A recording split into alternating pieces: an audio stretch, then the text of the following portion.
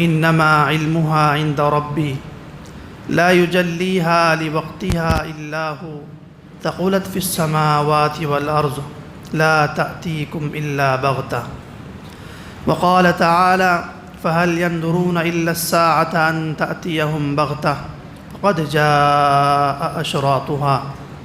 وقال النبي صلى الله عليه وسلم المهدي مني أجل الجبهة أقنى الأنف يملأ الأرض قسطا وعدلا كما ملئت ظلما وجورا ويملك 7 سنين. صدق الله مولانا العظيم.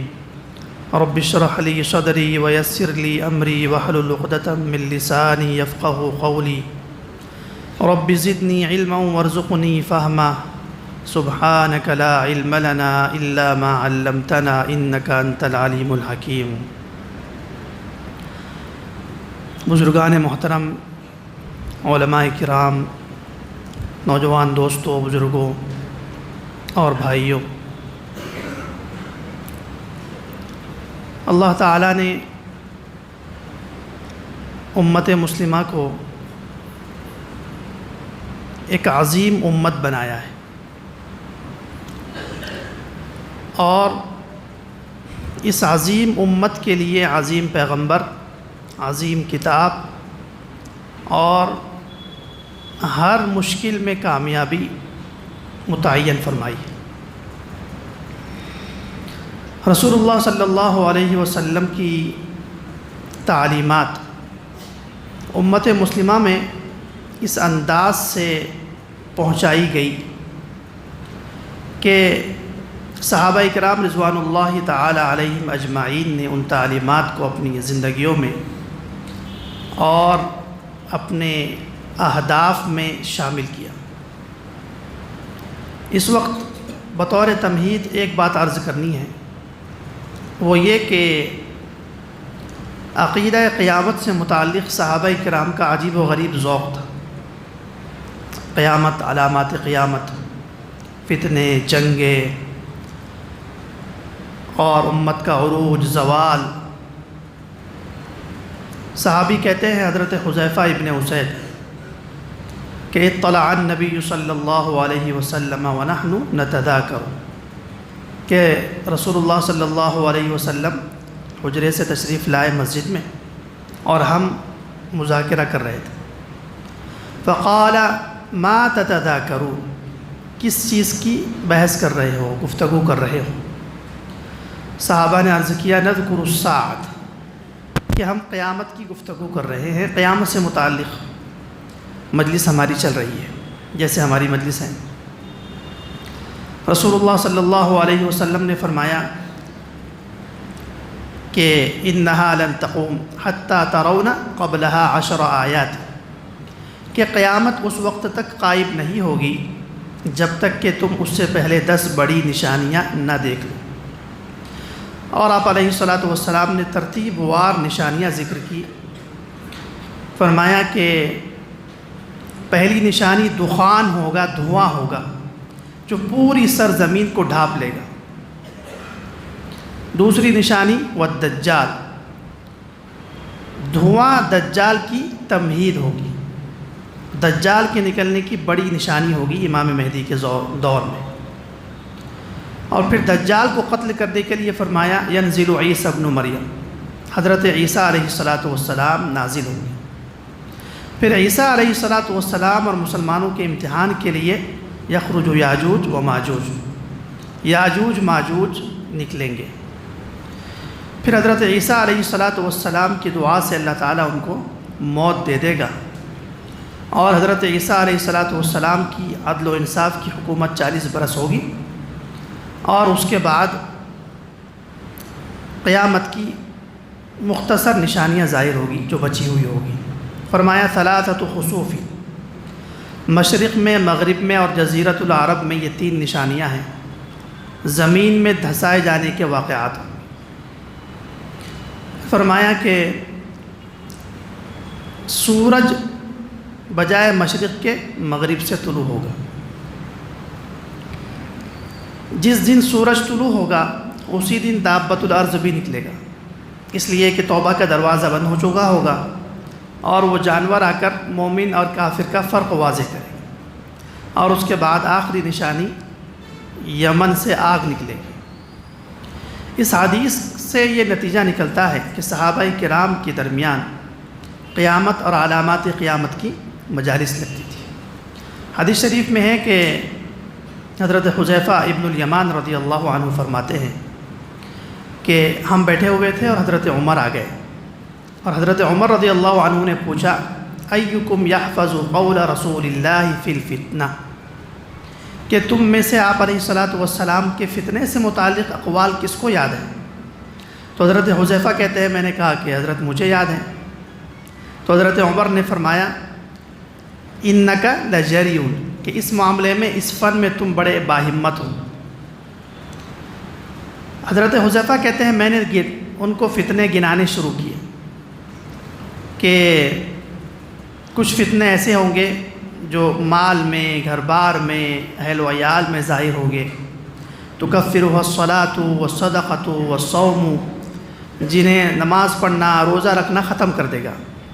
تو حضرت عمر نے فرمایا کہ نہیں یہ نہیں پوچھ رہا ہوں، وہ فتنہ بتائیے جس کے بارے میں آپ علیہ السلام نے فرمایا تموج کموج البحر، ایسا فتنہ ہوگا کہ جو سمندر کی موجوں کی طرح آئے گا اور چھا جائے گا۔ تو انہوں نے کہا حضرت آپ کا اس سے کیا تعلق، آپ کے رہتے ہوئے فتنے نہیں آئیں گے۔ تو یہاں حضرت عمر کا ذوق بھی دیکھیے اور صحابہ کا شوق بھی دیکھیے کہ اس طرح کی مجالس قائم کرتے تھے تاکہ ہم آنے والے فتنوں سے بچے، اپنے ایمان عقیدے کو بچائے، مستقبل کی جنگیں ہونے والی ہیں اس میں ہم اپنا راستہ طے کریں۔ تو اس وقت ہم نے ایک چھوٹی سی مجلس سجائی ہے، وہ ہے 3 بڑے عقائد سے متعلق۔ امام مہدی رضی اللہ تعالی عنہ کا ظہور کیسے ہوگا، کب ہوگا اور کن حالات میں ہوگا، کیا نشانیاں ہوگی۔ دوسرا حضرت عیسیٰ علیہ الصلاۃ والسلام آسمان سے کیسے نازل ہوگی، اور تیسرا دجال کا خروج کیسے ہوگا۔ امام مہدی رضی اللہ تعالی عنہ سے متعلق سمجھنا اس لیے ہے کہ بہت سارے جھوٹے مدعیان مہدویت امام مہدی کے جھوٹے دعوے دار رونما ہو رہے ہیں اور ہمارے عوام الناس کے ایمان اور عقیدے کو ختم کرنا چاہتے ہیں۔ تو اس سلسلے میں آپ علیہ الصلاۃ والسلام نے صحیح احادیث میں مکمل رہنمائی فرما دی کہ امام مہدی کیسے ظاہر ہوں گے، ظاہر ہونے سے پہلے کیا کیا نشانیاں اور علامات ہوں گی۔ 5 قسم کی نشانیاں ہمیں آج سمجھنی ہیں۔ سب سے پہلے ہیں علامات شخصیہ، دوسرے نمبر پر علامات تکوینیہ، اور تیسرے نمبر پر علامات زمانیہ، چوتھے نمبر پر علامات سیاسیہ، اور 5ویں نمبر پر علامات شرعیہ۔ ان 5 نشانیوں کو ہم اگر سمجھ لیں گے تو 2 چیزوں کا فائدہ ہوگا۔ ایک تو جھوٹے مدعیان نبوت سے ہم بچ جائیں گے، ان کے دھوکے سے، اور سچے مہدی کے ہم منکر نہیں بنیں گے۔ چنانچہ کسی بھی شخصیت کے تعارف کے لیے ہم جانتے ہیں کہ ہمیں اس کا نام معلوم ہونا ضروری ہے۔ تو اللہ کے نبی صلی اللہ علیہ وسلم نے امام مہدی کا شخصی تعارف اپنی صحیح روایات میں بیان فرمایا ہے، اور یہ تعارف جو آپ کو بتایا جا رہا ہے احادیث کی روشنی میں، اس کو آپ نے اچھی طرح ذہن نشین کرنا ہے۔ نام ہم پوچھتے ہیں کہ بھئی آپ کا نام کیا ہے، تو امام مہدی رضی اللہ تعالی عنہ کا نام اللہ کے نبی علیہ السلام نے بیان فرمایا یواطئ اسمہ اسمی، کہ امام مہدی کا نام میرے نام کے ہو بہو مشابہ ہوگا۔ اللہ کے نبی کا نام محمد، تو امام مہدی رضی اللہ عنہ کا نام بھی محمد ہوگا۔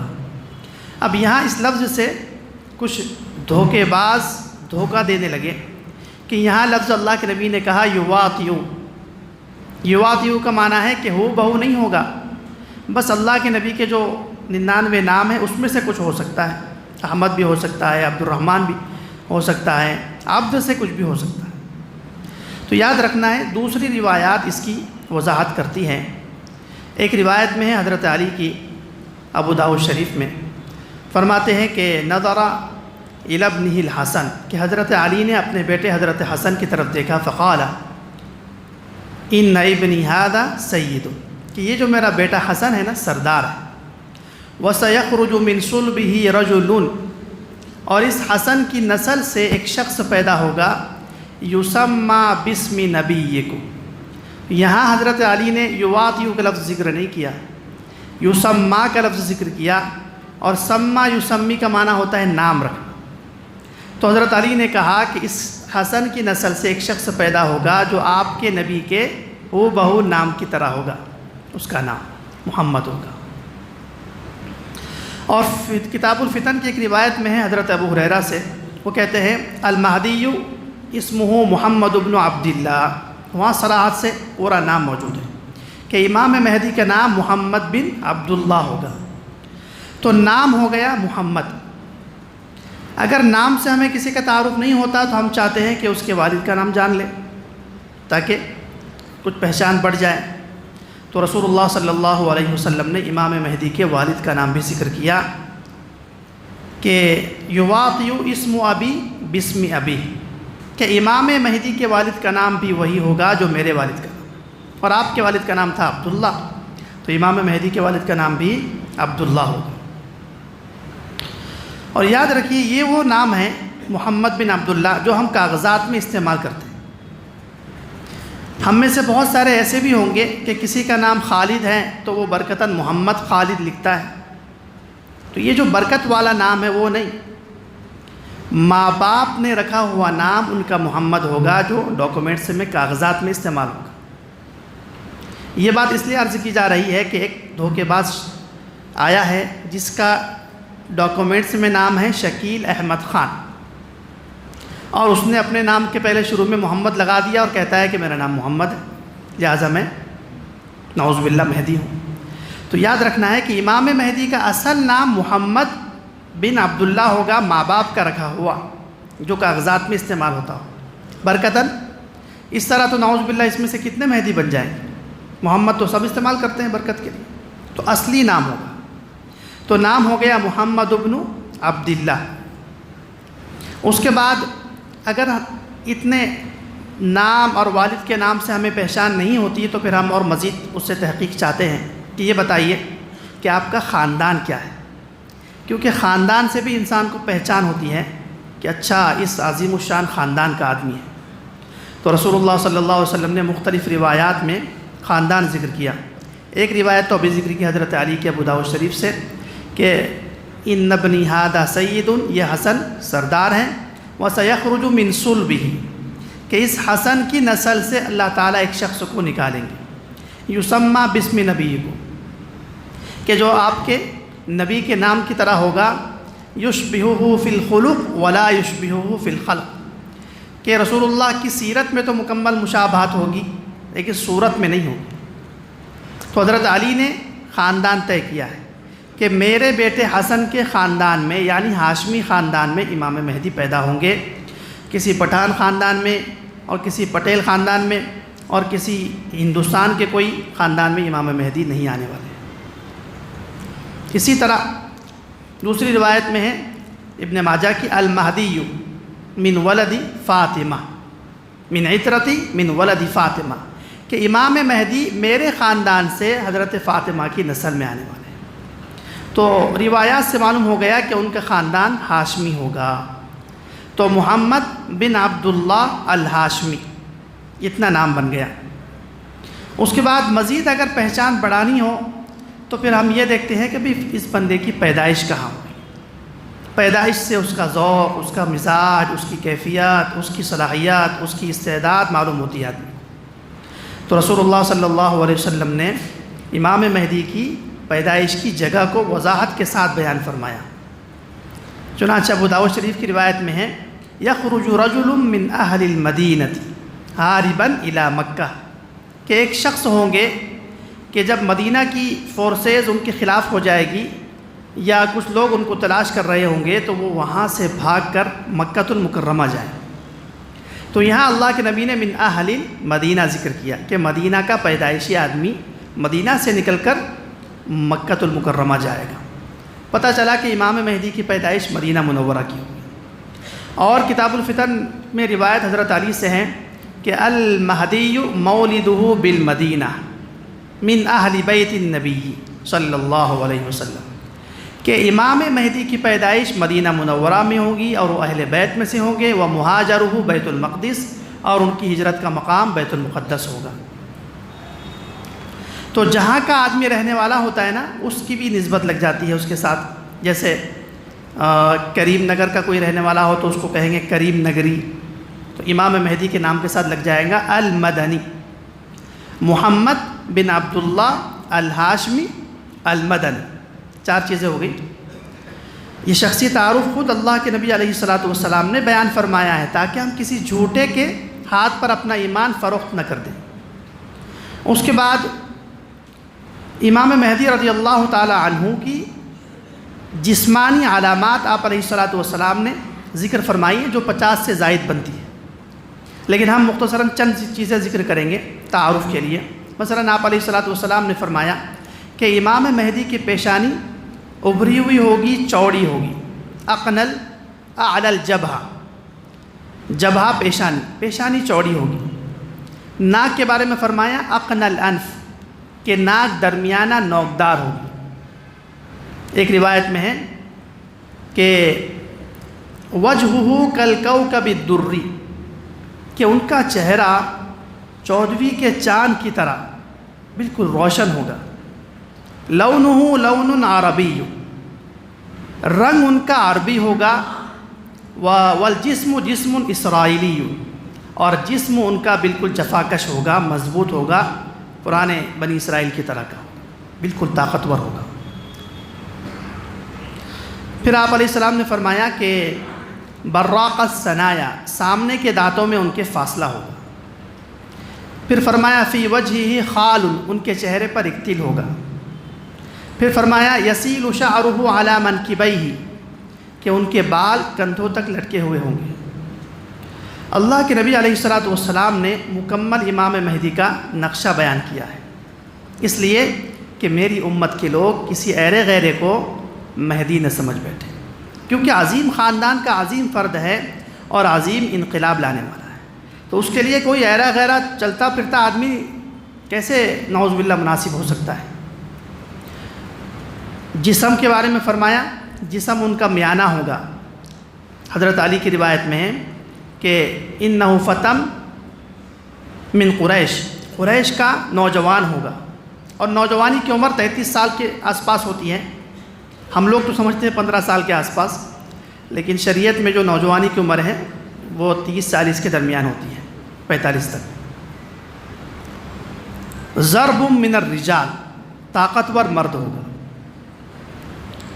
مشرب اللون، بالکل ہی میٹھا چہرہ ہوگا، خوبصورت چہرہ ہوگا۔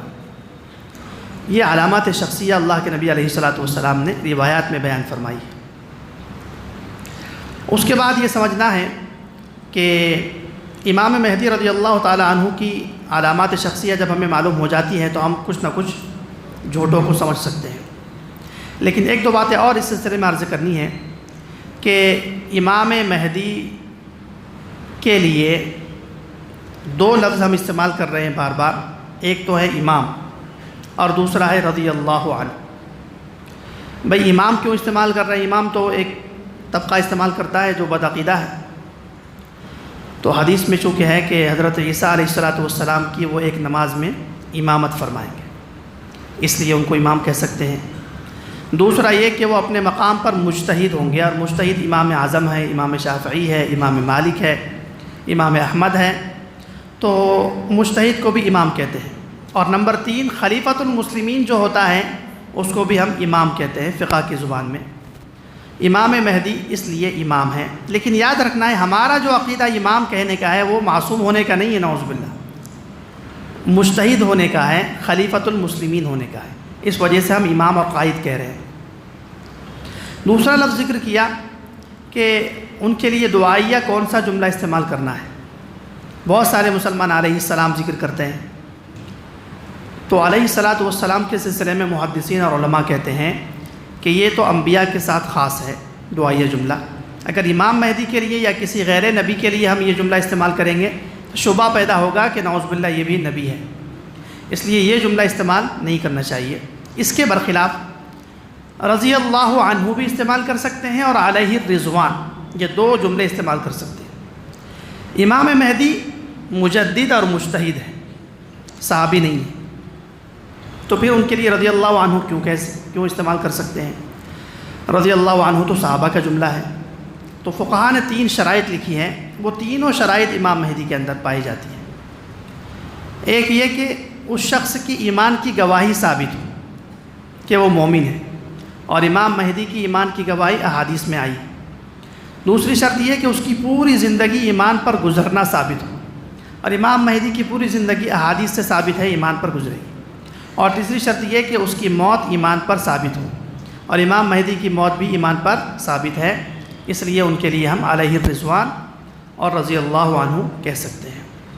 تو امام مہدی کا نام محمد، والد کا نام عبداللہ، خاندان ہاشمی، پیدائش مدینہ منورہ کی، اور کچھ جسمانی علامات ذکر کی ہم نے۔ اس کے بعد چلتے ہیں کہ امام مہدی کب آئیں گے، کیسے آئیں گے، اور ہم اتنے دور ہندوستان میں بیٹھے ہوئے ہیں، ہمیں کیسے پتہ چلے گا؟ تو اس کے لیے بھی اللہ کے نبی نے روایات میں نشانیاں بیان کی ہیں۔ ان نشانیوں میں سے ہم پہلے تکوینی نشانیاں ذکر کرتے ہیں۔ تکوینی نشانی کا مطلب ہے کہ اللہ تعالیٰ پہلے سے ہی کچھ نظام بنائے گا، اور اپنے طور پر جو اللہ تعالیٰ کے خود افعال ہوتے ہیں، بارشیں برسانا، موسم کو تبدیل کرنا، اس میں کچھ نہ کچھ تبدیلی آنا شروع ہو جائے گی۔ روایت میں ہے ابشرکم بالمہدی علی اختلاف من الناس وزلازل، کہ امام مہدی کے ظہور سے پہلے تکوینی طور پر 2 قسم کی نشانیاں ظاہر ہوں گی۔ ایک تو طبیعتوں میں اختلاف پیدا ہو جائے گا، علی اختلاف من الناس، اختلاف زیادہ ہونے کی ایک وجہ یہ ہوگی کہ اللہ تعالیٰ انسانیت کو کسی دوسرے انقلابی دور کی طرف لے کر جانا چاہتا ہے۔ اس لیے آپ دیکھ رہے ہیں کہ اس وقت انقلاب کی طرف چلنے کی بجائے آپس میں ٹکراؤ بہت ہیں، ملکوں میں اختلاف، شہروں میں اختلاف، خاندانوں میں اختلاف، محلوں میں اختلاف، حتیٰ کہ بھائی بھائی میں اختلاف، دینی تحریکات میں اختلاف، پتہ نہیں کیسا کیسا اختلاف آج وجود میں آ چکا ہے۔ تو یہ جو طبیعت میں اختلافات پیدا ہو رہے ہیں، یہ تکوینی نظام ہے۔ اللہ تعالیٰ کہیں نہ کہیں کسی بھی تحریک کو جب اپنے اختتام تک پہنچاتا ہے تو طبیعتوں میں اس طرح اختلاف پیدا کرتا ہے۔ تو یہ تو روایت میں ہے کہ اختلاف بہت زیادہ ہو جائیں گے۔ اور دوسری بات ذکر کی وہ زلازل، کہ تکوینی طور پر زلزلے بڑھ جائیں گے۔ آپ دیکھیے کہ پچھلے 1 سال میں 150 سے زائد زلزلے آئے۔ کچھ تو کہتے ہیں کہ ہر لمحہ زلزلہ آتا ہے کسی نہ کسی ملک میں، اور 2023 میں تو زلزلوں کی وجہ سے کئی لاکھ لوگ انتقال کر گئے، ہزاروں بلڈنگیں ملبہ کے ڈھیر بن چکی ہیں۔ تو زلزلے پے در پہ آ رہے ہیں۔ اسی طرح بارشیں بے موسم ہو رہی ہیں، سردی کے موسم میں گرمی ہوتی ہے، گرمی کے موسم میں سردی ہوتی ہے، طوفان آ رہے ہیں مختلف ممالک میں، سیلاب آ رہے ہیں، یہ ساری تکوینی علامات ہیں۔ غربت عام ہو رہی ہے، بے روزگاری عام ہو رہی ہے، یہ تمام علامات تکوینی ہیں جو اللہ تعالیٰ کی طرف سے متعین کی جاتی ہیں بطور علامت۔ یہاں پر ایک اصولی بات بھی یاد رکھنا ہے کہ امام مہدی کے ظہور سے متعلق متعینہ وقت اور متعینہ شخصیت، یہ کہنا کہ فلاں وقت میں امام مہدی کا ظہور ہوگا اور یہ کہنا کہ فلاں شخص امام مہدی ہوگا، یہ دونوں گمراہی کی باتیں ہیں، حرام ہیں، اس سے آدمی کا عقیدہ خراب ہو جاتا ہے۔ ہم صرف علامات کو ذکر کرنے کے مکلف ہیں۔ اس کے بعد تیسری علامت ہے علامات زمانیہ، کہ اللہ تعالیٰ زمانے میں کچھ نشانیاں مسلمانوں کو بیدار کرنے کے لیے ظاہر فرمائیں گا۔ اس میں سے میں 2-3 جو موٹی ہیں اس کو ذکر کرتا ہوں۔ مسلم شریف کی روایت میں ہے، اللہ کے نبی نے فرمایا یوشک اہل العراق اللہ یجبا الیہم قفیز ولا درہم، کہ اہل عراق پر ایک وقت ایسا آئے گا کہ ان کے پاس چند لقمے کھانے پینے کے نہیں پہنچ پائیں، پوری دنیا سے ان کا بائیکاٹ ہو جائے گا۔ صحابہ نے پوچھا من این ذاک، کہ یہ بائیکاٹ کون کرے گا عراق کا؟ تو رسول اللہ صلی اللہ علیہ وسلم نے فرمایا من قبل العجم یمنعون ذاکا، عرب کے لوگ بائیکاٹ نہیں کریں گے، عجم کے لوگ بائیکاٹ کریں گے۔ اب یہ علامت ذکر ہوئی، ہم اس کی تطبیق بھی کریں گے ساتھ ساتھ۔ 1990 میں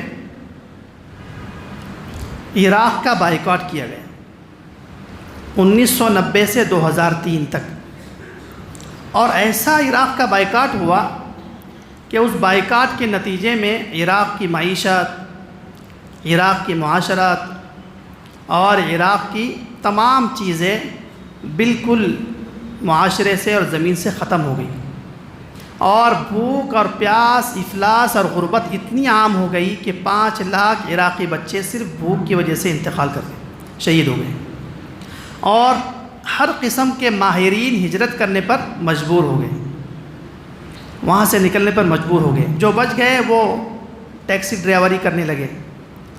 13 سال تک مکمل بائیکاٹ ہوا عراق کا، اور اس کے بعد 13 سال کے بعد اہل روم نے ان پر حملہ کر دیا، امریکہ نے، اور جو بچی کچی کسر تھی ان کی وہ بھی ختم کر دی۔ اس کے بعد مسلم شریف کی اس روایت میں اللہ کے نبی نے دوسری علامت ذکر کی، علامات زمانیہ، یوشک اہل الشام اللہ یجبا الیہم دینار ولا مدہ، کہ اہل شام پر ایک وقت ایسا آئے گا کہ ان کے پاس خاص پیمانہ جو شام کا تھا 27 کلو کا مدہ، اتنی خوراک بھی نہیں پہنچی، ان کا بھی بائیکاٹ ہوگا۔ صحابہ نے پوچھا من این ذاک، کہ یہ بائیکاٹ کون کرے گا؟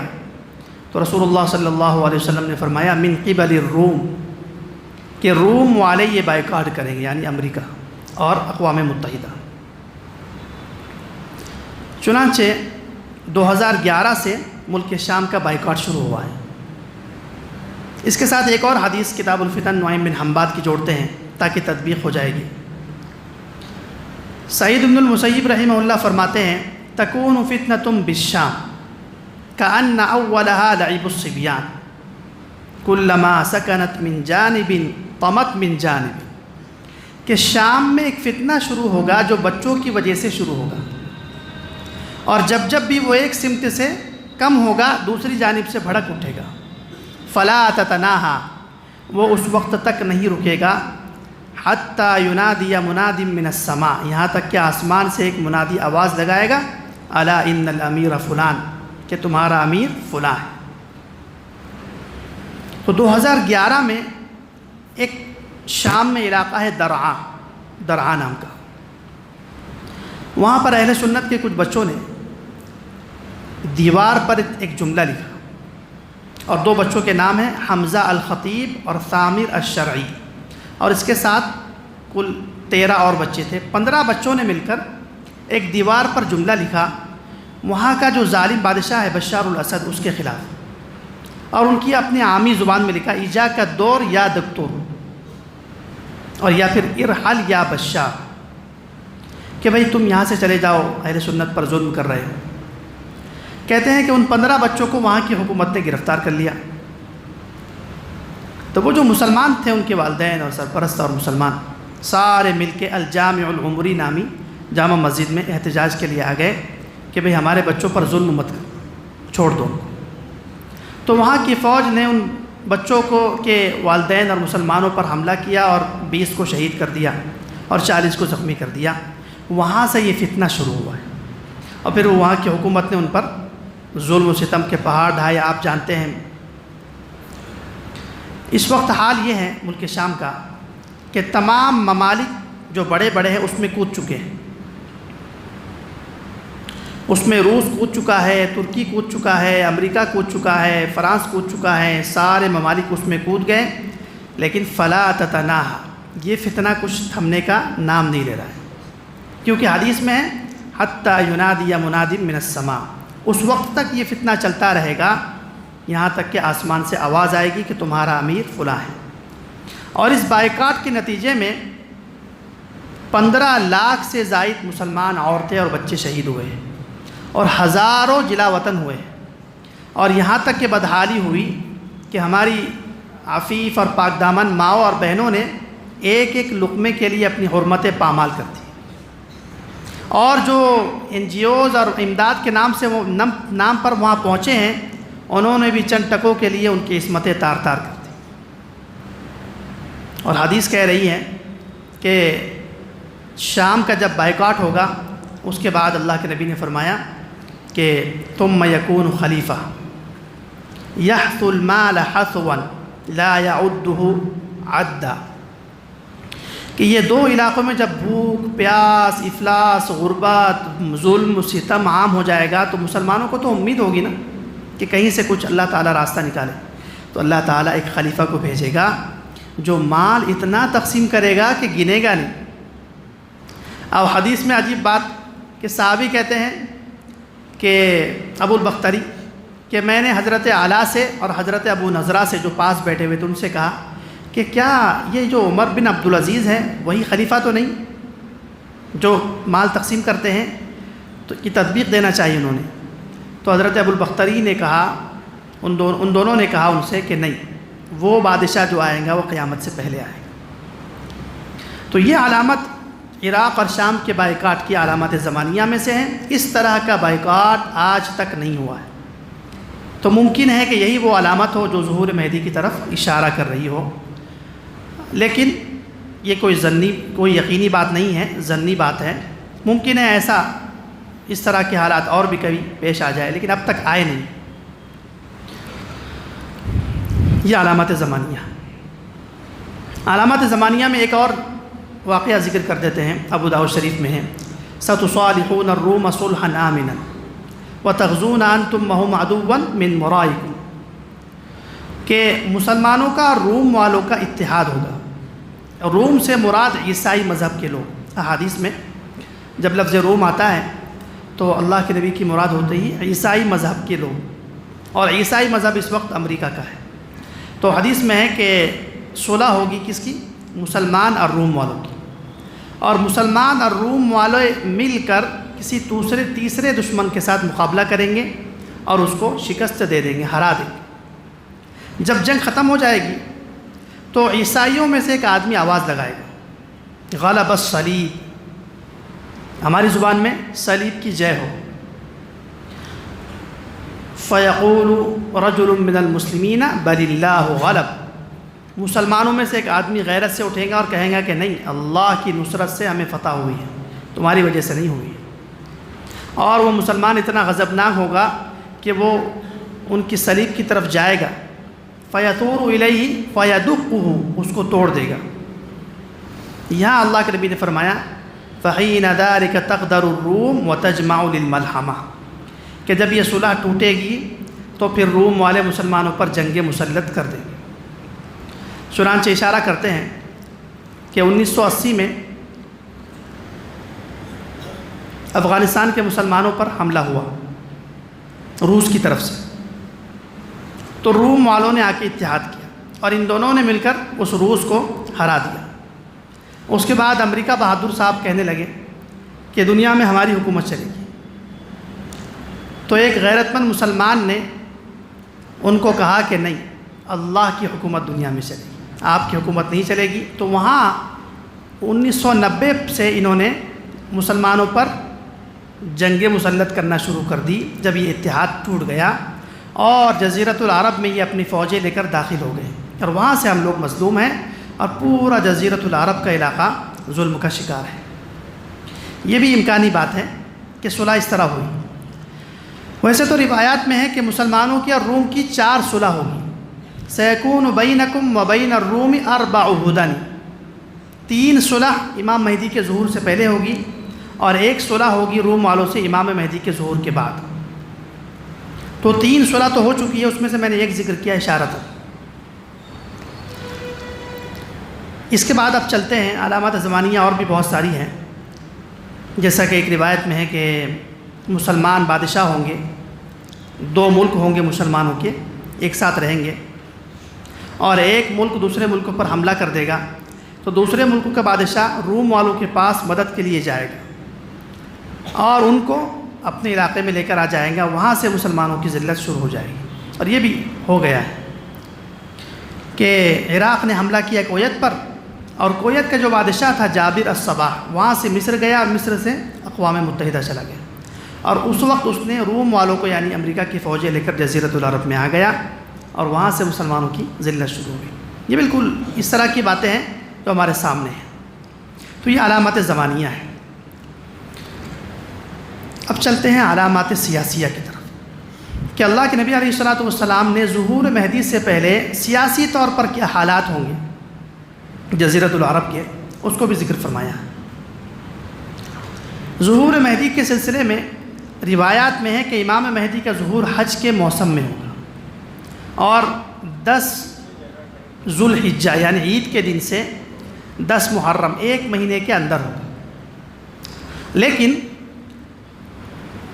اس ذو الحجہ کے مہینے سے 3 مہینے پہلے سے ہی حالات بننا شروع ہو جائے گے۔ ذو الحجہ، اس سے پہلے ذو القعدہ، اس سے پہلے شوال، اس سے پہلے رمضان، یعنی 4 مہینے پہلے سے ہی جس سال امام مہدی کا ظہور ہوگا، سال کا تو کچھ علم نہیں، اللہ جانتا ہے، لیکن جب بھی ہوگا اس طرح ہو سکتا ہے کہ حدیث میں ہے تقتلوا عند کنزکم ثلاثہ، کہ 3 عرب کے بادشاہ ہوں گے، شہزادے ہوں گے، ان کا حکومت حاصل کرنے میں اختلاف ہوگا، اور یہ بہت بڑی نشانی ہے، یاد رکھنا ہے اس کو۔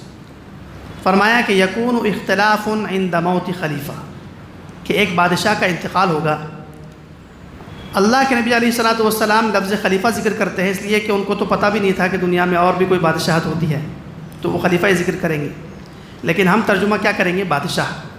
تو یکون اختلاف عند موت خلیفہ، ایک عرب بادشاہ کا انتقال ہوگا، اور اس کے 3 شہزادے اس نسل کے آپس میں حکومت حاصل کرنے میں لڑائی کرنا شروع کر دیں گے، اور ان کی لڑائی رمضان، شوال، ذوالقعدہ، ذوالحجہ تک چلے گی، اور عجیب و غریب حال ہو جائے گا جزیرۃ العرب کا۔ ویسے تو پوری دنیا میں مسلمانوں پر ظلم و ستم چل رہا ہوگا، اس لیے کہ ظہور مہدی کی علامت یہ بھی ہے کہ ظلم و ستم کا عام ہو جانا، لیکن یہ قریبی علامت ہے کہ امام مہدی کے ظہور سے پہلے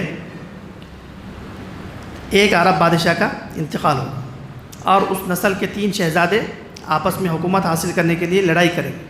شوال کا مہینہ، ذوالقعدہ کا مہینہ، ذوالحجہ کا مہینہ اسی لڑائی کے اندر گزرے گا، اور پوری دنیا کے مسلمان مظلوم ہوں گے، اور جزیرۃ العرب میں کوئی حکومت نہیں ہوگی، اس لیے کہ بادشاہ کا تو انتقال ہو گیا، اور 3 لوگ تو ابھی کامیاب نہیں ہوا، اس میں سے کوئی لڑ رہے ہیں آپس میں۔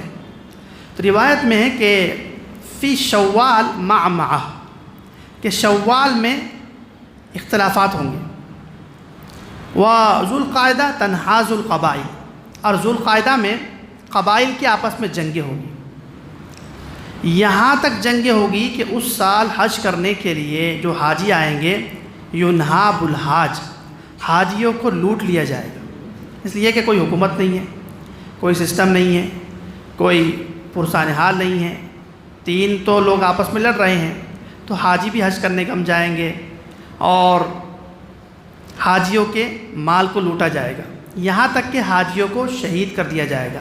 اور اللہ کے نبی نے فرمایا کہ میں حاجیوں کے خون کو دیکھ رہا ہوں کہ مینا کے وادی سے بہتے ہوئے جمرہ عقبہ تک آ رہا ہے۔ تو افراتفری ہوگی، اور بالکل اختلافات ہوں گے، اور کوئی بادشاہ نہیں ہوگا، اور پوری امت کے اہل علم اور فکر مند لوگ انتظار میں ہوں گے کہ یہ شکستگی اور یہ خطرناک حالات کی یہ پکڑ کب ختم ہوگی۔ تو یہاں اللہ کے نبی علیہ الصلوۃ والسلام نے فرمایا کہ جس کو ہم کہہ سکتے ہیں کہ علامات شرعیہ، کہ شریعت کی جس انداز سے امام مہدی کے ظہور کا شریعت نے کہا ہے اسی انداز سے ظہور ہوگا تو ہم مانیں گے، اور بیک وقت ساری علامات جب تک ایک بندے کے اندر نہیں پائی جائے گی تب تک کہ وہ مہدی نہیں ہوگا۔ تو اس وقت حالات یہ ہے کہ بظاہر ممکنہ حد تک ایسا بعد میں بھی ہو سکتا ہے، پتہ نہیں امام مہدی کا ظہور 100 سال کے بعد ہو، لیکن ہم امکانی تطبیق دے سکتے ہیں کہ 2015 میں ان کا ایک بادشاہ کا انتقال ہوا سعودیہ کے، اس کے بعد 3 شہزادے اس وقت حکومت کی دوڑ میں ہیں۔ ایک تو یہی ہے محمد بن سلمان، دوسرا ہے محمد بن نائف جو کہ حقدار تھا جس کو ہٹا دیا گیا اور اس کو لایا گیا، اور تیسرا ہے مطعب بن عبداللہ سابقہ بادشاہ کا بیٹا، اس کا بھتیجا ہے سلمان کا۔ تو یہ 3 لوگ آپس میں اختلاف 2017 میں اتنا بڑھ گیا کہ کئی لوگوں کو اس میں سے جلا وطن کیا گیا ہے اور آپس میں زخمی بھی ہو گئے ہیں اختلافات کی وجہ سے۔ لیکن ہمیں یہ یاد رکھنا ہے، حدیث میں اللہ کے نبی نے کیا فرمایا، یکون اختلاف عند موت خلیفہ، ایک بادشاہ کا انتقال ہوگا۔ ابھی جو موجودہ بادشاہ ہے یہ تو واقعی بہت ہی بیمار ہے اور پتہ نہیں اس کا کیا حال ہوا، اور اس کا جو بیٹا ہے بن سلمان یہ غیر شرعی کام بہت زیادہ کر رہا ہے دونوں علاقوں میں۔ شاید یہی تمہید ہو کہ ایک عادل بادشاہ آ کر ان ساری غیر شرعی باتوں کو ختم کرے گا۔ تو امکانی حد تک موجودہ جو بادشاہ ہے اس کے انتقال کا انتظار کرتے ہیں، اللہ کرے کہ انتقال نہ ہو، اس کی عمر دراز ہو، لیکن ہمیں تو علامات پر غور کرنا ہے۔ تو اس افراتفری کے دور میں جہاں سارے مسلمان پریشان ہوں گے، مظلوم ہوں گے، اور سعودی عرب میں بھی کوئی حکومت نہیں ہوگی، حج کرنے کے لیے لوگ کم آئیں گے اس لیے کہ سسٹم نہیں ہوگا، حکومت نہیں ہوگی، 7 علماء حج کرنے کے لیے امام مہدی کو تلاش کرنے کے لیے نکلیں گے، جبکہ وہ مایوس ہو چکے ہوں گے، صحیح العقیدہ ہوں گے، روحانیت کے امام ہوں گے اور سرفروش ہوں گے۔ روایت میں ہے کہ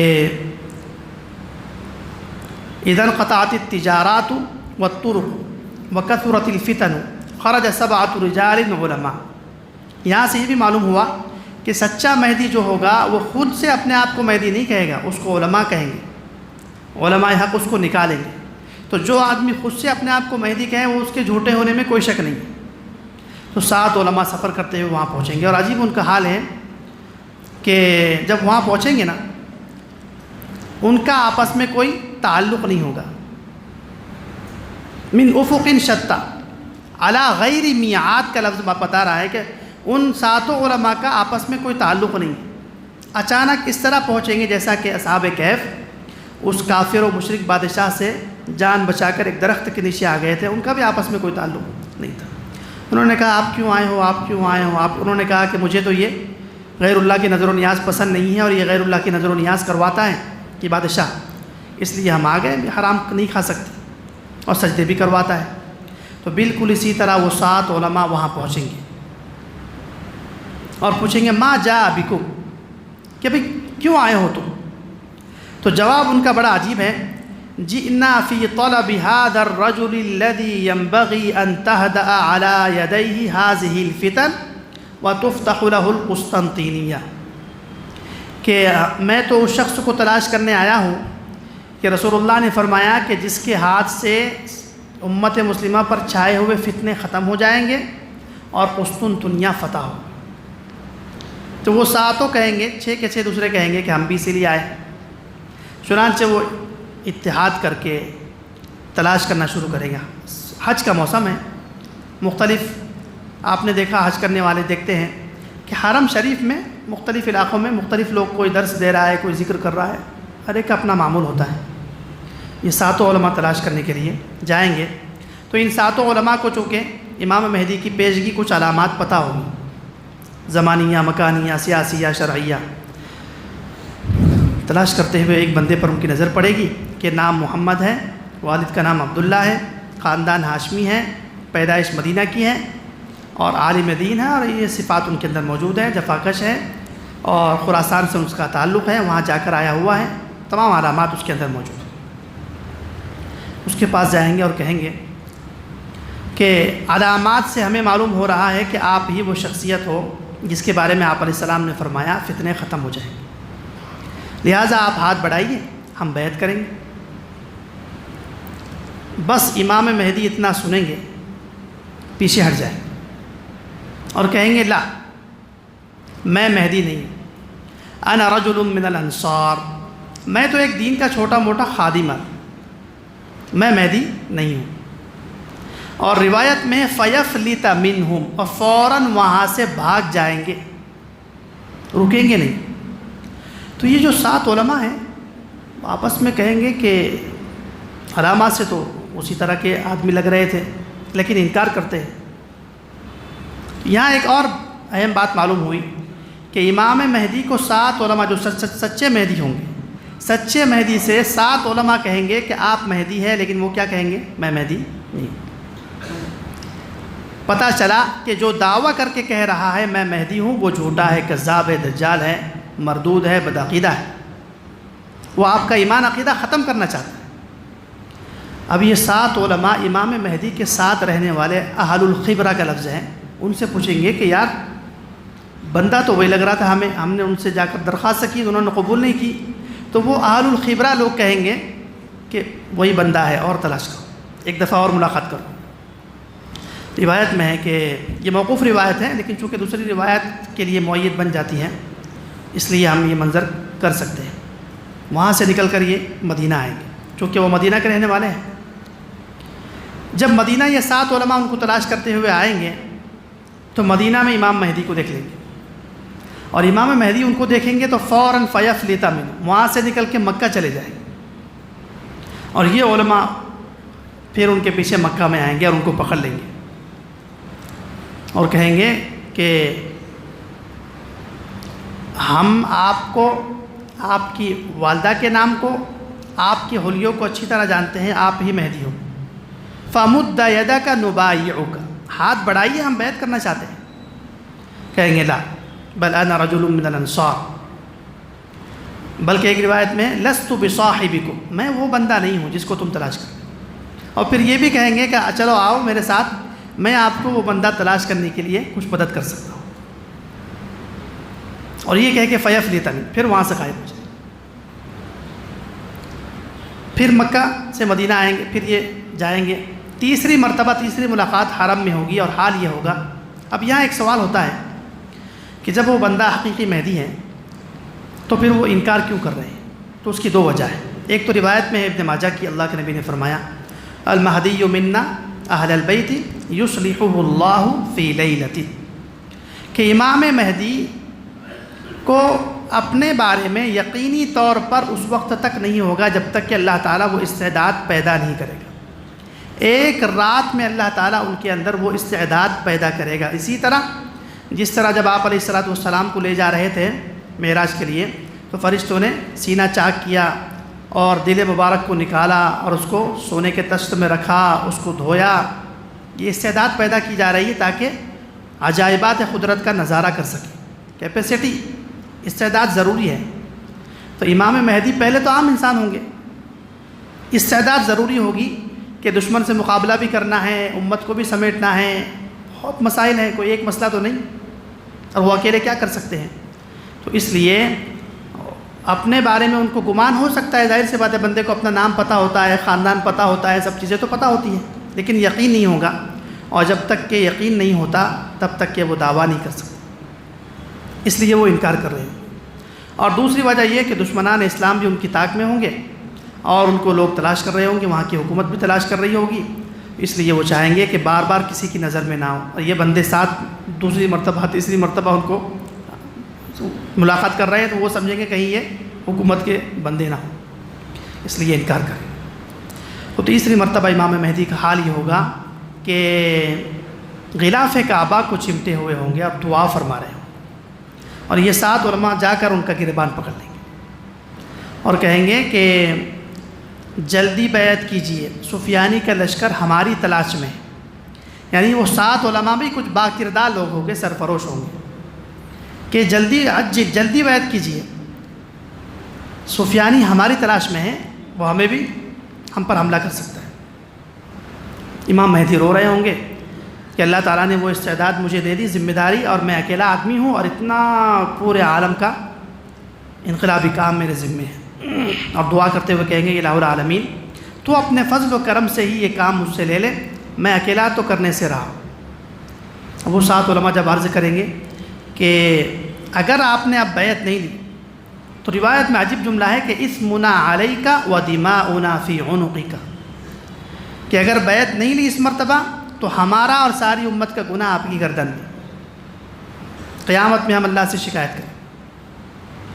تو اس وقت وہ کہیں گے کہ جی اب میں آپ سے بیعت لے سکتا ہوں۔ اور بیعت کا عجیب حال ذکر کیا روایت میں، اس کو کہتے ہیں علامات شرعیہ، کہ شریعت نے جو طریقہ بتایا اسی طرح ظہور ہو تو مہدی ہے، اس کے اندر علامات زمانیہ بھی ہو، مکانیہ بھی ہو، سیاسیہ بھی ہو، شرعیہ بھی ہو، مکمل حالات اس کے اندر ہوگے، تب جا کے وہ شخصیت امام مہدی ہوگی۔ ایک علامت کسی کے اندر ہو تو وہ مہدی نہیں ہو سکتا، چند علامات سے نہیں ہو سکتا، ایک مکمل حالات چاہیے اس کو، سیاسی جزیرۃ العرب کے حالات ہو کہ عشاء کا وقت ہوگا اور وہ اندھیرے میں آئیں گے وضو کر کے اور نماز پڑھیں گے، اور نماز پڑھ کے اس جگہ کو اللہ کے نبی نے بیان کیا جہاں پر سچا مہدی بیعت لے گا، ما بین الرکن والمقام، حجر اسود اور مقام ابراہیم کے درمیان آ کر دو زانو بیٹھ جائیں گے اور وہاں خطبہ دیں گے۔ روایات میں امام مہدی کا خطبہ بھی لکھا ہوا ہے کہ وہ آ کر کہیں گے کہ میں بدعات کو ختم کرنے آیا، غیر اللہ کے نظام کو ختم کرنے آیا، جس کو قرآن نے زندہ کیا میں اس کو زندہ کرنے آیا، جس کو قرآن نے مٹا دیا میں اس کو مٹانے آیا، کیا تم لوگ میرے ہاتھ پر موت و حیات کی بیعت کرتے ہو؟ تو وہ 7 علماء ان کے ہاتھ پر بیعت کریں گے۔ اس کے بعد امام مہدی سے عام لوگ بیعت کریں گے، جس کی تعداد بھی اللہ کے نبی نے ذکر کر دی کہ من عدت اصحاب بدر، کہ جتنے صحابہ بدر کے میدان میں تھے 313، اور جتنے لوگ اصحاب طالوت کے ساتھ تھے 313، اتنے ہی عوام الناس میں سے 313 لوگ ہی امام مہدی کی بیعت کریں گے۔ سوال ہوتا ہے کہ بھئی اتنے کم لوگ کیسے؟ حج کا موسم ہے، تو ایک تو آپ نے جان لیا لاک ڈاؤن میں لوگ کم ہو سکتے ہیں، اور دوسرا یہ کہ جیسا میں نے عرض کیا کہ الگ الگ حلقے لگے ہوئے ہوتے ہیں، تو وہاں دوسری زبان کی طرف آدمی کیوں جائے گا؟ کہیں تفسیر کا حلقہ لگا ہوا ہے آج بھی، کہیں کسی زبان میں تفسیر ہو رہی ہے، کہیں کچھ آگے بیان ہو رہا ہے، کہیں مسئلہ ہو رہا ہے، فقہ کا درس ہو رہا ہے، تو لوگ توجہ نہیں کرتے، ایسے ہی خاموشی سے امام مہدی کی بیعت ہوگی۔ یہاں تک روایت میں ہے کہ اتنی خاموشی سے بیعت ہوگی، لا یوقظ نائما ولا یحریق دما، کہ پاس میں کوئی سو رہا ہوگا تو اس کی نیند میں بھی خلل نہیں ہوگی، اور بغیر کسی خون خرابے کے عافیت سے بیعت ہو جائے۔ اب یہ ہے کہ امام مہدی بیعت فرما کر وہاں سے نکلیں گے، اور روایت سے معلوم ہوتا ہے کہ وہ کسی جگہ جا کر چھپ جائیں گے، اس لیے کہ ابھی عرض کیا سفیانی کا لشکر بھی طاق میں ہے، موجودہ حکومت جو ہوگی وہ بھی طاق میں ہوگی، تو وہ چھپ جائیں گے اور انتظار کریں گے۔ یہ خبر ظاہر سی بات ہے میڈیا ہو سکتا ہے، تو میڈیا کے ذریعے سے عام ہونا شروع ہو جائے گی، تو سفیانی جو ایک ظالم بادشاہ ہوگا وہ امام مہدی کے خلاف ایک اتحادی لشکر بھیجے گا۔ اتحادی لشکر ہو سکتا ہے اس لیے کہ ایک سفیانی پہلے بھی گزرا ہے جس پر اتحادی لشکر سے حملہ ہوا ہے۔ کہتے ہیں کہ 12,000 کا ایک روایت میں، اور ایک روایت میں 70,000 کی تعداد کا وہ لشکر ہوگا۔ وہ امام مہدی کی خبر سن کر امام مہدی کی طرف اپنا لشکر بھیجے گا، اور وہ مدینہ سے گزر کر مکہ میں آنے والا ہوگا، لیکن اللہ کے نبی نے کہا کہ مدینہ کے پاس ایک چٹیل میدان ہے، اسے کہتے ہیں البیدہ۔ اس وقت تو وہ میدان تھا، لیکن اس وقت وہ سعودی عرب کی فوج کی چھاونی ہے۔ عجیب اللہ کا نظام کہ فوج جب آئے گی تو چھاونی میں ہی ٹھہرے گی نا، ظاہر سی بات ہے، اس کے لیے جو انتظامات ہوں گے، تو وہاں البیدہ نام کے مقام پر اس وقت کیا بن چکا ہے؟ ایک فوجی چھاونی بنی۔ اور یہ جو نشانی ہے یہ دور کے مسلمانوں کے لیے ہے، اگر آپ ابتدا سے اب تک کے بیان اگر بھول بھی جائیں، یہ نشانی آپ نے یاد رکھیں کہ 12,000 کا لشکر مقام بیدا پر آئے گا، اور وہ سارا لشکر زمین میں دھس جائے گا۔ یہی پوائنٹ ہے ہجرت کا بھی، اور یہی وقت ہے سچے مہدی کے پہچاننے کا بھی۔ یہاں تک کہ امام حفص بن غیاث رحمہ اللہ تعالیٰ نے پوچھا حضرت سفیان ثوری سے کہ لوگ امام مہدی کا تذکرہ بہت کر رہے ہیں، آپ کی کیا رائے؟ انہوں نے کہا کہ آپ جلدی مت کرو، ان سے بیعت کرنے میں جلدی مت کرو، یہاں تک کہ ان کے پاس ایک کثیر تعداد میں لوگ جمع نہ ہو جائیں۔ تو وہ 12,000 کا لشکر وہاں آئے گا، اور سارا لشکر زمین میں دھس جائے گا مع ساز و سامان۔ اور جب یہ لشکر دھسے گا تو میڈیا اس واقعے کو ہم تک پہنچائے گا، اور یہی ہمارے لیے اطلاع کا ذریعہ بنے گا دور کے مسلمانوں کے لیے کہ سچا مہدی کے خلاف جو لشکر گیا وہ دھس گیا، اور جس کے خلاف وہ لشکر تھا وہ سچا مہدی۔ جب لشکر دھس جائے گا تو سفیانی روایت میں دوسرا لشکر بھیجے گا، تو امام مہدی کے پاس 12,000 یا 15,000 دو روایات ہیں. کچھ میدان کے سرفروش آ کر ان کے پاس جمع ہو جائیں گے اور وہ سفیانی کے لشکر سے مقابلہ کریں گے. اب یہاں 2-3 باتیں عرض کرنی ہیں. وہ یہ کہ امام مہدی کا ظہور ہو گیا. اب ظہور کے بعد کتنا عرصہ دنیا میں رہیں گے؟ تو ایک روایت میں ہے یملک 7 سنین اور ایک روایت میں ہے 9 کہ یا تو 7 سال رہیں گے یا 9 سال رہیں گے. اب اتنا تھوڑا عرصہ اور اتنا بڑا انقلاب کیسے ہو سکتا ہے؟ پوری دنیا میں عدل و انصاف کا ایک بول بالا کرنے والے ہیں. تو اس کے لیے مسلم شریف میں ہے کہ امام مہدی آ کر، مسلم شریف کی روایت میں 4 جنگیں ہیں اور ایک جنگ ابو داؤد شریف کی روایت میں ہے. یہ جو سفیانی سے جنگ ہوئی اس کے بارے میں اللہ کے نبی نے کہا کہ سفیانی سے جو جنگ ہوگی، یعنی ایک لشکر جب دھس جائے گا تو وہ دوسرا بھیجے گا، تو اس دوسرے لشکر کے ساتھ امام مہدی کے فوج کی جنگ ہوگی اور اس جنگ کے نتیجے میں بہت سارا مال غنیمت ملے گا. تو اللہ کے نبی نے کہا کہ خائب اور خاسر اور ناکام ہے وہ مسلمان جو قبیلہ بنو کلب کے معرکے کی غنیمت حاصل نہ کرے. محروم ہے وہ مسلمان جسے وہ اتنی بڑی غنیمت نہ ملے، اس لیے کہ وہ بہت بڑا اتحادی لشکر ہوگا. یہ پہلی جنگ ہو گئی. اس کے بعد روایت میں ہے تقاتلون جزیرۃ العرب فیفتحها اللہ، کہ جزیرۃ العرب کے حکمرانوں سے تمہاری دوسری جنگ ہوگی امام مہدی کی قیادت میں. اور آپ جانتے ہیں کہ وہاں پر اس وقت کیا چل رہا ہے، یہ حالات اسی کی تمہید ہے. لیکن تعقیبیہ بتا رہا ہے کہ فوراً ہی وہ سرنڈر ہو جائیں گے اور امام مہدی کو فتح ہو جائے گی اور وہاں عدل و انصاف کا نظام قائم ہو جائے گا. پھر فرمایا ثم تغزون فارسا، پھر تیسرا تم مقابلہ کرو گے فارس والوں سے. فارس میں کون لوگ ہیں؟ ایران میں آپ جانتے ہیں. فیفتحها اللہ، اس کو بھی اللہ تعالیٰ جلد ہی فتح یاب کر دے گا. وہاں بھی عدل و انصاف کا نظام قائم ہو گیا. اس کے بعد جو چوتھی جنگ ہے اسے کہتے ہیں تیسری جنگ عظیم. ثم تغزون الروم، پھر تم روم والوں سے مقابلہ کرو. اور اس جنگ کے اللہ کے نبی نے بہت تفصیل بیان کی ہے، جس کو ہم مختصراً ذکر کرتے ہیں کہ تحت 80 غایہ وتحت کل غایۃ 12,000 کہ 80 جھنڈوں کے ساتھ رومی لشکر آئے گا اور تقریباً ان کی تعداد 9,60,000 ہوگی. اور ملک شام میں امام مہدی پہنچ چکے ہوں گے اور یہ اسرائیل وغیرہ فتح ہو چکا ہوگا، یا یہ اسرائیل کو فتح کرنے کی آخری جنگ ہوگی دجال اس لشکر کے ساتھ. تو امام مہدی کے ساتھ بھی کافی تعداد میں مسلمان ہوں گے اور یہاں روم والوں کے ساتھ یعنی امریکہ اور اس کے اتحادی لشکر 80 ملک یعنی اس کے ساتھ آئیں گے. ایک مرتبہ عراق کے خلاف 35 ملک ہوئے، ابھی پڑوس کے ملک کے خلاف 55 ملک آئے تھے. اب ایک اور جنگ باقی ہے جس میں کتنے ملک آئیں گے؟ 80 جھنڈے یعنی 80 ملک، ہر ملک کا ایک جھنڈا ہوتا ہے. اور حدیث میں فرمایا کہ یہ جنگ، یہ مسلم شریف میں بھی ہے کہ 3 دن تک یہ جنگ چلے. اور یوں سمجھ لیجئے کہ یہ کفار کی، دشمنان اسلام کی آخری کوشش ہوگی امام مہدی کے خلاف. اور وہ پورا اپنا جتنا بھی ان کے پاس یعنی سامان ہوگا جنگ کا وہ سب لے کر آ جائیں گے. مسلمانوں کی 3 جماعت ہو جائے گی. ایک تو منافقین کی ہوگی جو کہیں گے کہ ان کے پاس اتنی ٹیکنالوجی ہے، ہمارے پاس کیا ہے، جیسے آج بھی کچھ لوگ کہتے ہیں، اور کیا ضرورت ہے حملہ کرنے کی غزہ کے مسلمانوں کو. اس طرح کی جو باتیں کر رہے ہیں آج، اس طرح کے لوگ ہوں گے.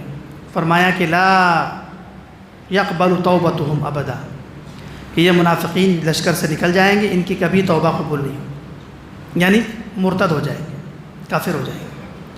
دوسرا جو لشکر ہوگا جو لڑائی کریں گا وہ امام مہدی سے بیعت کر کے جائیں گا کہ میں انشاءاللہ اللہ کے راستے میں جان دوں گا. صبح سے شام تک جنگ ہوگی، نتیجہ کچھ نہیں نکلے گا.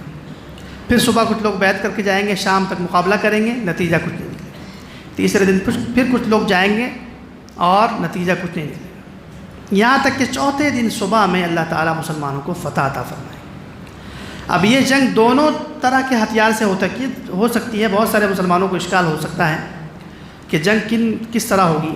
تو یاد رکھیے جنگ آج بھی دونوں طرح کے ہتھیار سے ہوتی ہے. پرانے ہتھیار سے بھی ہو جاتی ہے، کوئی چاقو استعمال کر لیتا ہے، کوئی کچھ، اور ٹیکنالوجی سے بھی ہو سکتی ہے. کیونکہ روایت میں ہے انتم مثل ذالک لا تکل سیوفہم ولا نشابہم وانتم مثل ذالک، کہ اس وقت کے جو ہتھیار ہوں گے آپ کو تھکائیں گے نہیں، اور ان کے پاس جو ٹیکنالوجی ہوگی آپ کے پاس بھی ہوگی، اس لیے کہ بہت سارے سنجیدہ یہودی عیسائی بھی مسلمان ہو چکے ہوں گے، وہ ہمارے لشکر میں آئیں گے، ٹیکنالوجی آ جائے گی ادھر بھی۔ چوتھے دن جب فتح ہوگی تو مسلمان مال غنیمت کو ہاتھ ہی نہیں لگائیں گے، کیونکہ اتنا خون خرابہ ہو چکا ہوگا کہ اس علاقے سے کوئی پرندہ اگر گزرے گا تو وہ بھی اس بدبو اور تعفن کی وجہ سے مر کر گر جائے گا۔ اور بڑے بڑے اولیاء اللہ، محدثین، مفسرین، علماء، عابدین، سارے لوگ انتقال کر گئے ہوں گے، تو مسلمان کہیں گے اتنے بڑے بڑے لوگ جب شہید ہو گئے تو اب اس مال کا کیا فائدہ؟ امام مہدی کے ساتھ امام مہدی بیت المقدس کو دارالخلافہ بنا دیں گے، اور روایت میں ہے کہ 6 سال تک وہاں پر اسلامی نظام چلائیں گے، اور پھر آخری ایک علاقہ یورپ کا رہ جائے گا جس کو فتح کرنے کے لیے آئیں گے۔ اس کے بارے میں حدیث میں ہے ثم تغزون قسطنطینیہ، کہ تم قسطنطنیہ سے جنگ کرو گے۔ اب قسطنطنیہ کے بارے میں 2 باتیں عرض کرتے ہیں۔ ایک یہ کہ اللہ کے نبی علیہ السلام کے زمانے میں جو قسطنطنیہ تھا وہ اس وقت ترکی کا استنبول ہے، لیکن ہم چونکہ مسلمان ہیں حسن ظن رکھنا چاہیے، تو ہم تو یہ کہتے ہیں کہ انشاءاللہ یہ لوگ تو ان کا ساتھ دیں گے۔ تو پھر قسطنطنیہ کا کیا مطلب؟ تو 2 معنی اس کے ہم کر سکتے ہیں جو کہ محدثین نے ذکر کیے۔ ایک تو یہ کہ رسول اللہ کے دور میں قسطنطنیہ یورپ کا کیپٹل تھا، تو امام مہدی کے ہاتھوں فتح ہونے کے لیے ایک کوئی کیپٹل ان کا رہ جائے گا، اور اللہ کے نبی کہنا چاہتے ہیں کہ اس کیپٹل کو یہ فتح کرے گا، بشرطے کہ یہ ترکی کے لوگ جمہوریت چھوڑ کے ان کے ساتھ شامل ہو جائیں۔ اور دوسرا معنی روایت میں ہے ثم تغزون القسطنطنیۃ والرومیۃ بالتسبیح والتہلیل، کہ تم قسطنطنیہ یعنی روم کے کسی کیپٹل سے جہاد کرو گے، اور وہ بھی بغیر کسی ہتھیار کے، محض تسبیح اور تحمید کی برکت سے، کہ مسلمانوں کا لشکر وہاں پہنچے گا اور لا الہ الا اللہ واللہ اکبر کہتے ہی وہ فصیل گر جائے گی، پھر جائے گا لا الہ الا اللہ واللہ اکبر، دوسری سمت سے فصیل گر جائے گی، تیسری سمت سے جائیں گے لا الہ الا اللہ واللہ اکبر، فصیل گر جائے گی۔ تو روم والرومیہ تک لفظ آگے لگا دیا حضرت نے، اس کا مطلب یہ کہ ویٹیکن سٹی یا کوئی ان کے کیپٹل بچا ہوا ہوگا اس سے مقابلہ کرنے جائیں گے۔ بہرحال فتوحات ہو جائے گی تو مسلمان مال غنیمت سمیٹیں گے اور تھک ہار کر اپنی تلواروں کو زیتون کے درختوں سے لٹکائیں گے۔ اتنے میں ایک آواز آئے گی کہ اے مسلمانوں، تم یہاں مال غنیمت سمیٹنے میں مصروف ہو، پیچھے تمہاری اولاد میں، گھر والوں میں دجال نکل چکا ہے۔ اتنا سنیں گے امام مہدی، چند لوگوں کو تحقیق حال کے لیے، اس خبر کی تحقیق کے لیے روانہ کریں گے، اور رسول اللہ نے فرمایا کہ میں ان کے پورے حالات جانتا ہوں، ان کے گھوڑوں کی تعداد جانتا ہوں، ان کے رنگ جانتا ہوں۔ وہ آئیں گے اور کہیں گے حضرت ایسی کوئی بات نہیں ہوئی، دجال نہیں نکلا، وہ شیطان کی آواز تھی۔ لیکن امام مہدی بڑے مدبر اور بہت بڑے زیرک انسان ہوں گے اور جنگجو ہوں گے، وہ سمجھ جائیں گے کہ اب دجال کے خروج کا زمانہ آ چکا ہے، لہٰذا وہ اس علاقے سے مسلمانوں کو سمیٹ کر ملک شام جانے کا حکم فرمائیں گے۔ مسلمانوں کا لشکر ملک شام تک چلے گا اور ملک شام کے علاقے میں داخل ہو جائیں گے، کیونکہ وہ دارالخلافہ ہے نا، وہاں جیسے ہی داخل ہوگا حقیقتاً دجال نکل جائے گا۔ اب سوال یہ ہے کہ امام مہدی دجال سے مقابلہ کیوں کریں، کیوں نہیں کر رہے ہیں؟ تو اس کا ایک جواب تو یہ کہ دجال کو قتل کرنے کے لیے اسپیشل فورس اللہ نے رکھی ہے آسمان میں، وہ حضرت عیسیٰ کی شکل میں، اس لیے کہ دجال بھی بنی اسرائیل میں پیدا ہوا اور بنی اسرائیل نے حضرت عیسیٰ کو قتل کرنے کی سازش کی تھی، تو اللہ نے ان کو محفوظ کر کے اٹھا لیا اور بنی اسرائیل کے ہی ایک بڑے سرغنے کو قتل کرنے کے لیے محفوظ کر رکھا۔ تو امام مہدی اور دجال 2 الگ الگ لوگ ہیں۔ امام مہدی اس امت میں پیدا ہوں گے، حضرت فاطمہ کی خاندان میں پیدا ہوں گے، اور وہ آ کر اس زمانے کے دشمنان اسلام سے مقابلہ کریں گے جو اسی زمانے میں پیدا ہوئے ہیں۔ یعنی یوں سمجھ لیجئے کہ امام مہدی اس زمانے کے اللہ کے دشمنوں کے لیے ہیں، اور حضرت عیسیٰ بنی اسرائیل کا جو دجال ہے اس کے لیے۔ دجال کے ظہور سے پہلے 3 سال ایسے آئیں گے کہ پوری دنیا میں قحط عام ہو جائے گا، ایک سال ایسا آئے گا کہ 1/3 آسمان سے بارش بند، 1/3 فصل بند۔ دوسرا سال آئے گا 2/3 فصل بند، 2/3 بارش بند۔ اور جس سال اس کا خروج ہوگا تو نہ ایک قطرہ آسمان سے برسے گا، نہ ایک دانہ زمین سے اگے گا، غربت طاری ہو جائے گی، افلاس ہو جائے گا، فقر و فاقہ عام ہو جائے گا۔ اب دجال نکلیں گا، دجال کے بارے میں چند باتیں ذکر کرتے ہیں، ٹائم شاید بہت زیادہ ہو رہا ہے۔ جی، امام مہدی رضی اللہ تعالی عنہ کو حکم ہوگا کہ اب آپ نے اس قحط سالی کے ایام میں حضرت یوسف علیہ السلام والا کردار ادا کرنا ہے کہ جب وہاں ان کے زمانے میں قحط آیا تو انہوں نے کس طرح بالکل بیلنس کر کے معتدل نظام بنایا، اور قحط کے 7 سال ہی تھے وہاں بھی، اس کو گزار دیے۔ تو امام مہدی کے ساتھ جو مسلمان شام میں رہیں گے، امام مہدی ان کے لیے وہی کردار ادا کریں گے۔ اب دجال کون ہے، کب پیدا ہوا ہے، دنیا میں کب آئے گا، اس وقت کہاں ہے، اور جب آئے گا تو کتنے دن دنیا میں رہے گا، اور اس کی جنس کیا ہے، 2-3 باتیں سمجھتے ہیں۔ نمبر 1 یہ کہ دجال کی پیدائش کہاں ہوئی، تو روایت میں ہے کہ دجال مصر میں پیدا ہوا ہے، کتاب الفتن کی روایت ہے، اور دوسری بھی ہے۔ اور حدیث میں ہے کہ دجال کے ماں باپ کو 30 سال تک اولاد نہیں، اور 30 سال کے بعد یہ دجال پیدا ہوا۔ تو جنس اس کی انسان ہے، ماں باپ سے پیدا ہوا ہے، اور کہاں پیدا ہوا، مصر میں۔ کس دور میں پیدا ہوا، اس میں ضعیف سے ضعیف باتیں ہیں، لیکن حضرت داؤد علیہ السلام کے دور میں پیدا ہوا، اور حضرت سلیمان کے دور میں بڑا ہوا، اور وہاں سے اس کو ہمارے امتحان کے لیے اللہ تعالیٰ نے محفوظ کر لیا ہے اپنی قدرت سے، جیسا کہ یاجوج ماجوج کو محفوظ کیا ہے بطور امتحان، بالکل اسی طرح۔ حضرت سلیمان علیہ السلام کے بارے میں مسلم شریف کے مقدمے میں ہے کہ وہ سرکش جنات کو قید کر کے جزیروں میں ڈالتے تھے، تو بعض محدثین کہتے ہیں کہ شاید حضرت سلیمان نے ہی اس کو پکڑ کے کسی جزیرے میں بند کر دیا۔ تو پیدا تو ہوا انسان سے، ماں باپ سے۔ اس کے لیے بہت سارے دلیل حدیث میں موجود ہیں کہ یہ جو دجال ہے، اس کا کام ہے کہ آپ کی آنکھوں میں دھول جھونکنا، جس کو ہم کہتے ہیں، بالکل ہی معاملے کو الٹ کر پیش کرنا، ہمارے امتحان کے لیے دجل کرنا، خلط ملط کرنا، گڑمٹ کرنا، ہیرا پھیری کرنا، اور حق کو باطل بتانا، باطل کو حق بتانا، سچے کو جھوٹا بتانا، جھوٹے کو سچا بتانا، یہ ہے دجال اور دجالیت۔ دجال کا جو خروج ہوگا 2 جگہ سے ہوگا، یعنی ایک جگہ سے خروج ہے، ایک جگہ سے ظہور ہے۔ روایت میں ہے کہ ایران کے شہر اصفہان، اس کے بستی یہودیہ سے دجال نکلے گا۔ یخرج الدجال من ارض بالمشرق یقال لها خراسان یتبعه قوم کأن وجوہہم المجان المطرقہ، کہ دجال خراسان کے علاقے سے نکلے گا، اور تہ بتہ چمڑے والے لوگ اس کی اتباع کریں گے۔ اور یہ ازبکستان، تاجکستان کے لوگ بالکل اسی طرح ہے، تہ بتہ ان کے چہرے موٹے ہوتے ہیں، گوشت ہوتا ہے اس میں بہت زیادہ۔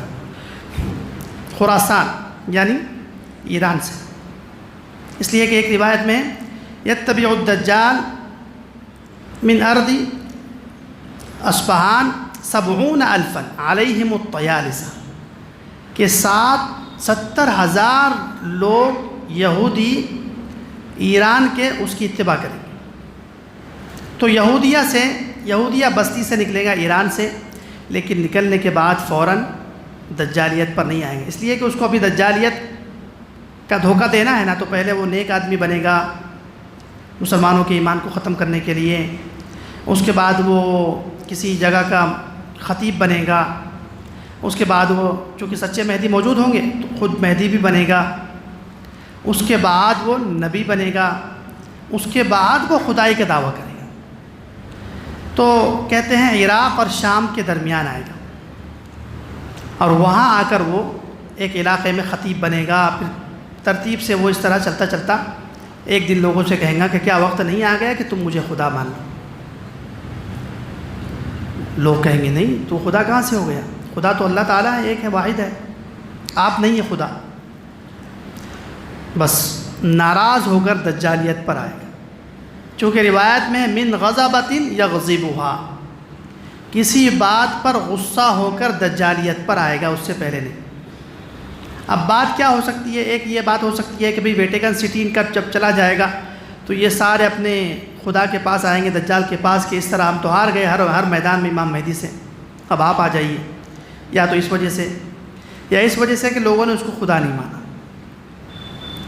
اب حدیث میں ہے کہ دجال جب نکلے گا نا تو زمین میں 40 یوم، 40 دن رہے گا، یوم کا سنہ، ایک دن ایک سال کے برابر، ویوم کالشہر، ایک دن ایک مہینے کے برابر، ویوم کالجمعہ، اور ایک دن ایک ہفتے کے برابر، وسائر ایامہ کایامکم، باقی دن ہماری طرح، یعنی کل ایام اس کے 2 مہینہ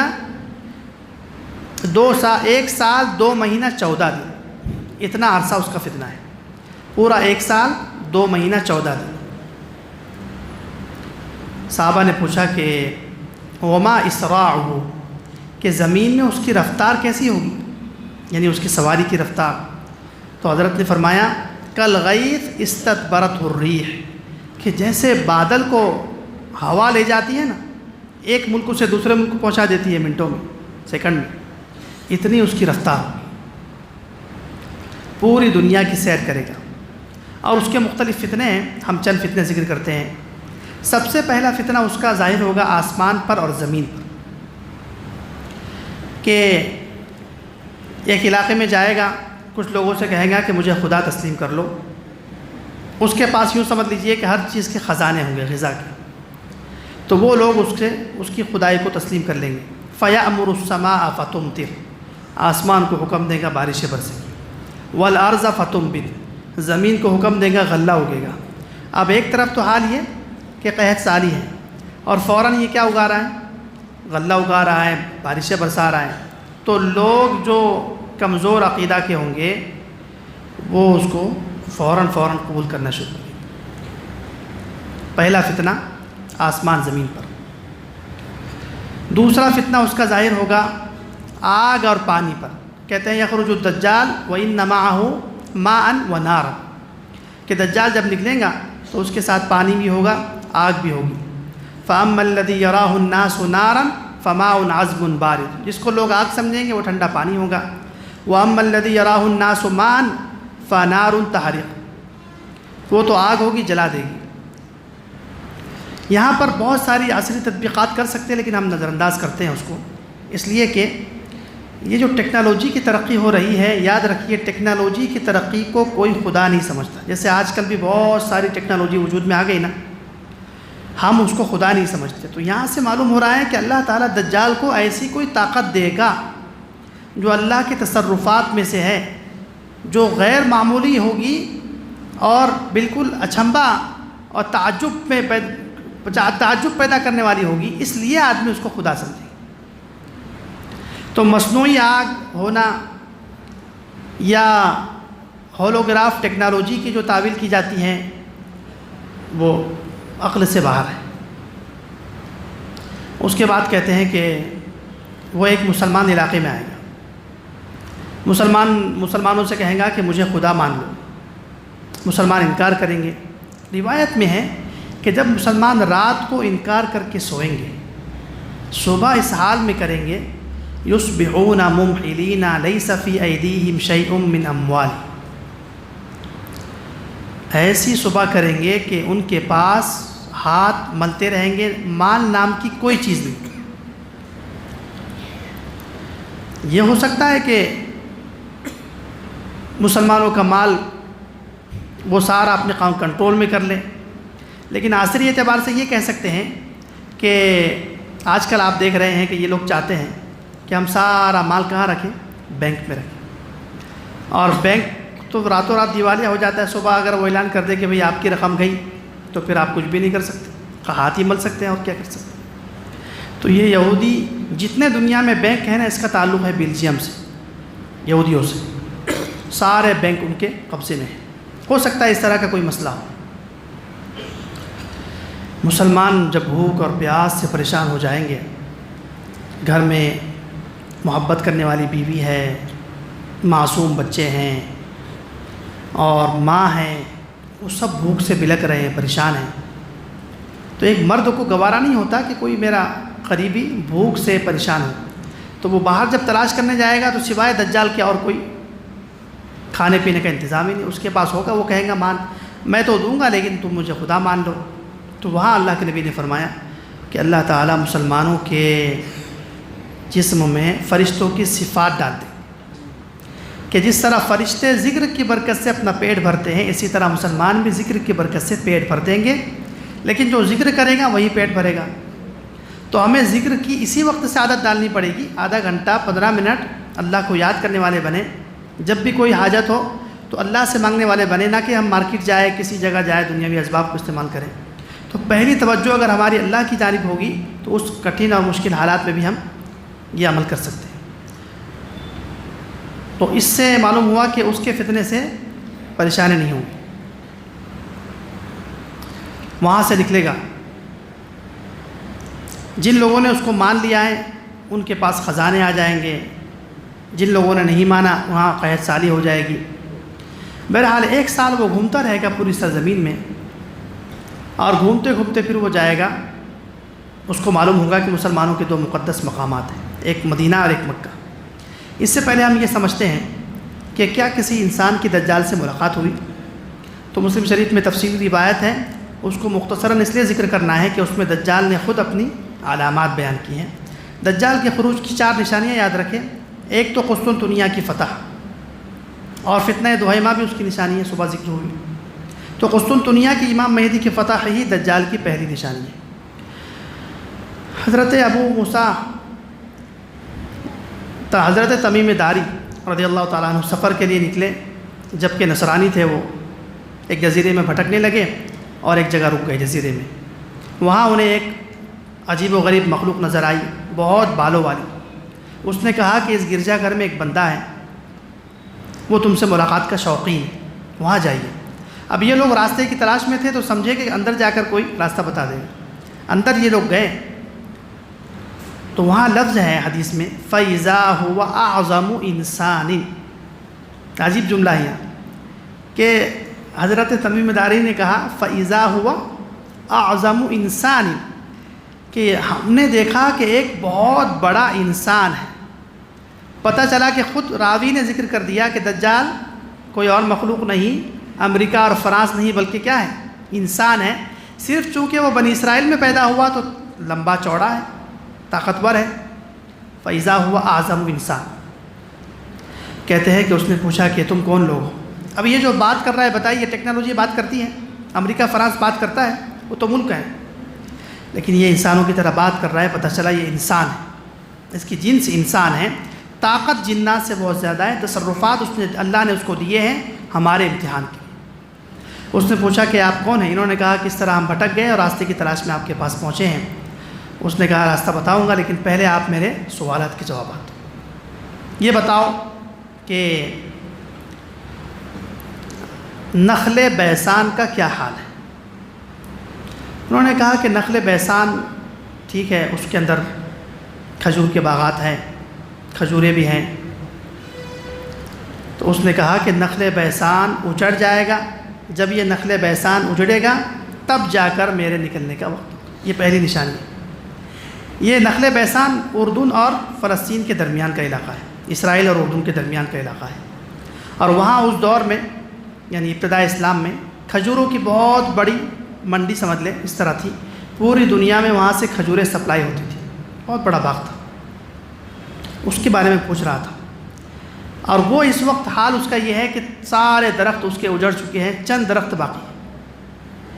پھر پوچھا کہ اخبرونی عن بحیرۃ الطبریہ، بحیرہ طبریہ کا کیا حال ہے؟ یہ بھی ایک بڑا دریا ہے جو مختلف دریاؤں کے پانی سے مل کر بنتا ہے. لنک ہے یہ بہت سارے دریاؤں کی. انہوں نے کہا فیہ کثیرۃ الماء، پانی بہت زیادہ ہے اس میں. اس نے کہا کہ ایک وقت آئے گا کہ یہ دریا خشک ہو جائے گا، سوکھ جائے گا، اور یہی میرے نکلنے کی نشانی. اس وقت بحیرہ طبریہ تقریباً سوکھنے کے قریب پہنچ چکا ہے. اور یہ اسی علاقے میں، شام کے علاقے میں ہے، بحیرہ تبریہ۔ تیسرا پوچھا اخبرونی عن عین زغرہ، کہ عین زغر کے بارے میں بتا دو۔ حضرت لوط علیہ السلام کی جو بستی ہے جہاں پر اس وقت بحر مردار ہے، وہاں قریب میں حضرت لوط علیہ السلام کی بیٹی مدفون تھی جن کا نام تھا زغر۔ ان کے نام پر ایک چشمہ تھا جس کے ذریعے سے کھیتوں کو پانی دیا کرتے تھے، زراعت کرتے تھے۔ انہوں نے کہا کہ اس وقت ٹھیک تھا، تو انہوں نے کہا فیہ کثیر الماء والناس یزرعون من، کہ لوگ کھیتی بھی کرتے ہیں، پانی ہے۔ اس نے کہا یہ اجڑ جائے گا، سوکھ جائے گا۔ اس وقت محققین کہتے ہیں کہ دنیا میں عین زغر نام کی کوئی نہر نہیں ہے، مٹ چکی ہے۔ پھر اس نے کہا کہ اس نبی کے بارے میں بتاؤ جو جزیرۃ العرب میں آنے والے تھے۔ انہوں نے کہا ہاں ہم نے سنا ہے کہ وہ مکہ میں آئے، دعویٰ کیا، پھر مدینہ چلے گئے۔ اس نے کہا خیر لہم ان تطیعوہ، کہ جو دجال کے فتنے سے بچنا چاہتا ہے تو اس کے لیے خیریت یہی ہے کہ اس نبی کی اتباع کرے۔ میں اس نبوت کے علاقے میں، مدینہ منورہ میں داخل نہیں ہو سکوں۔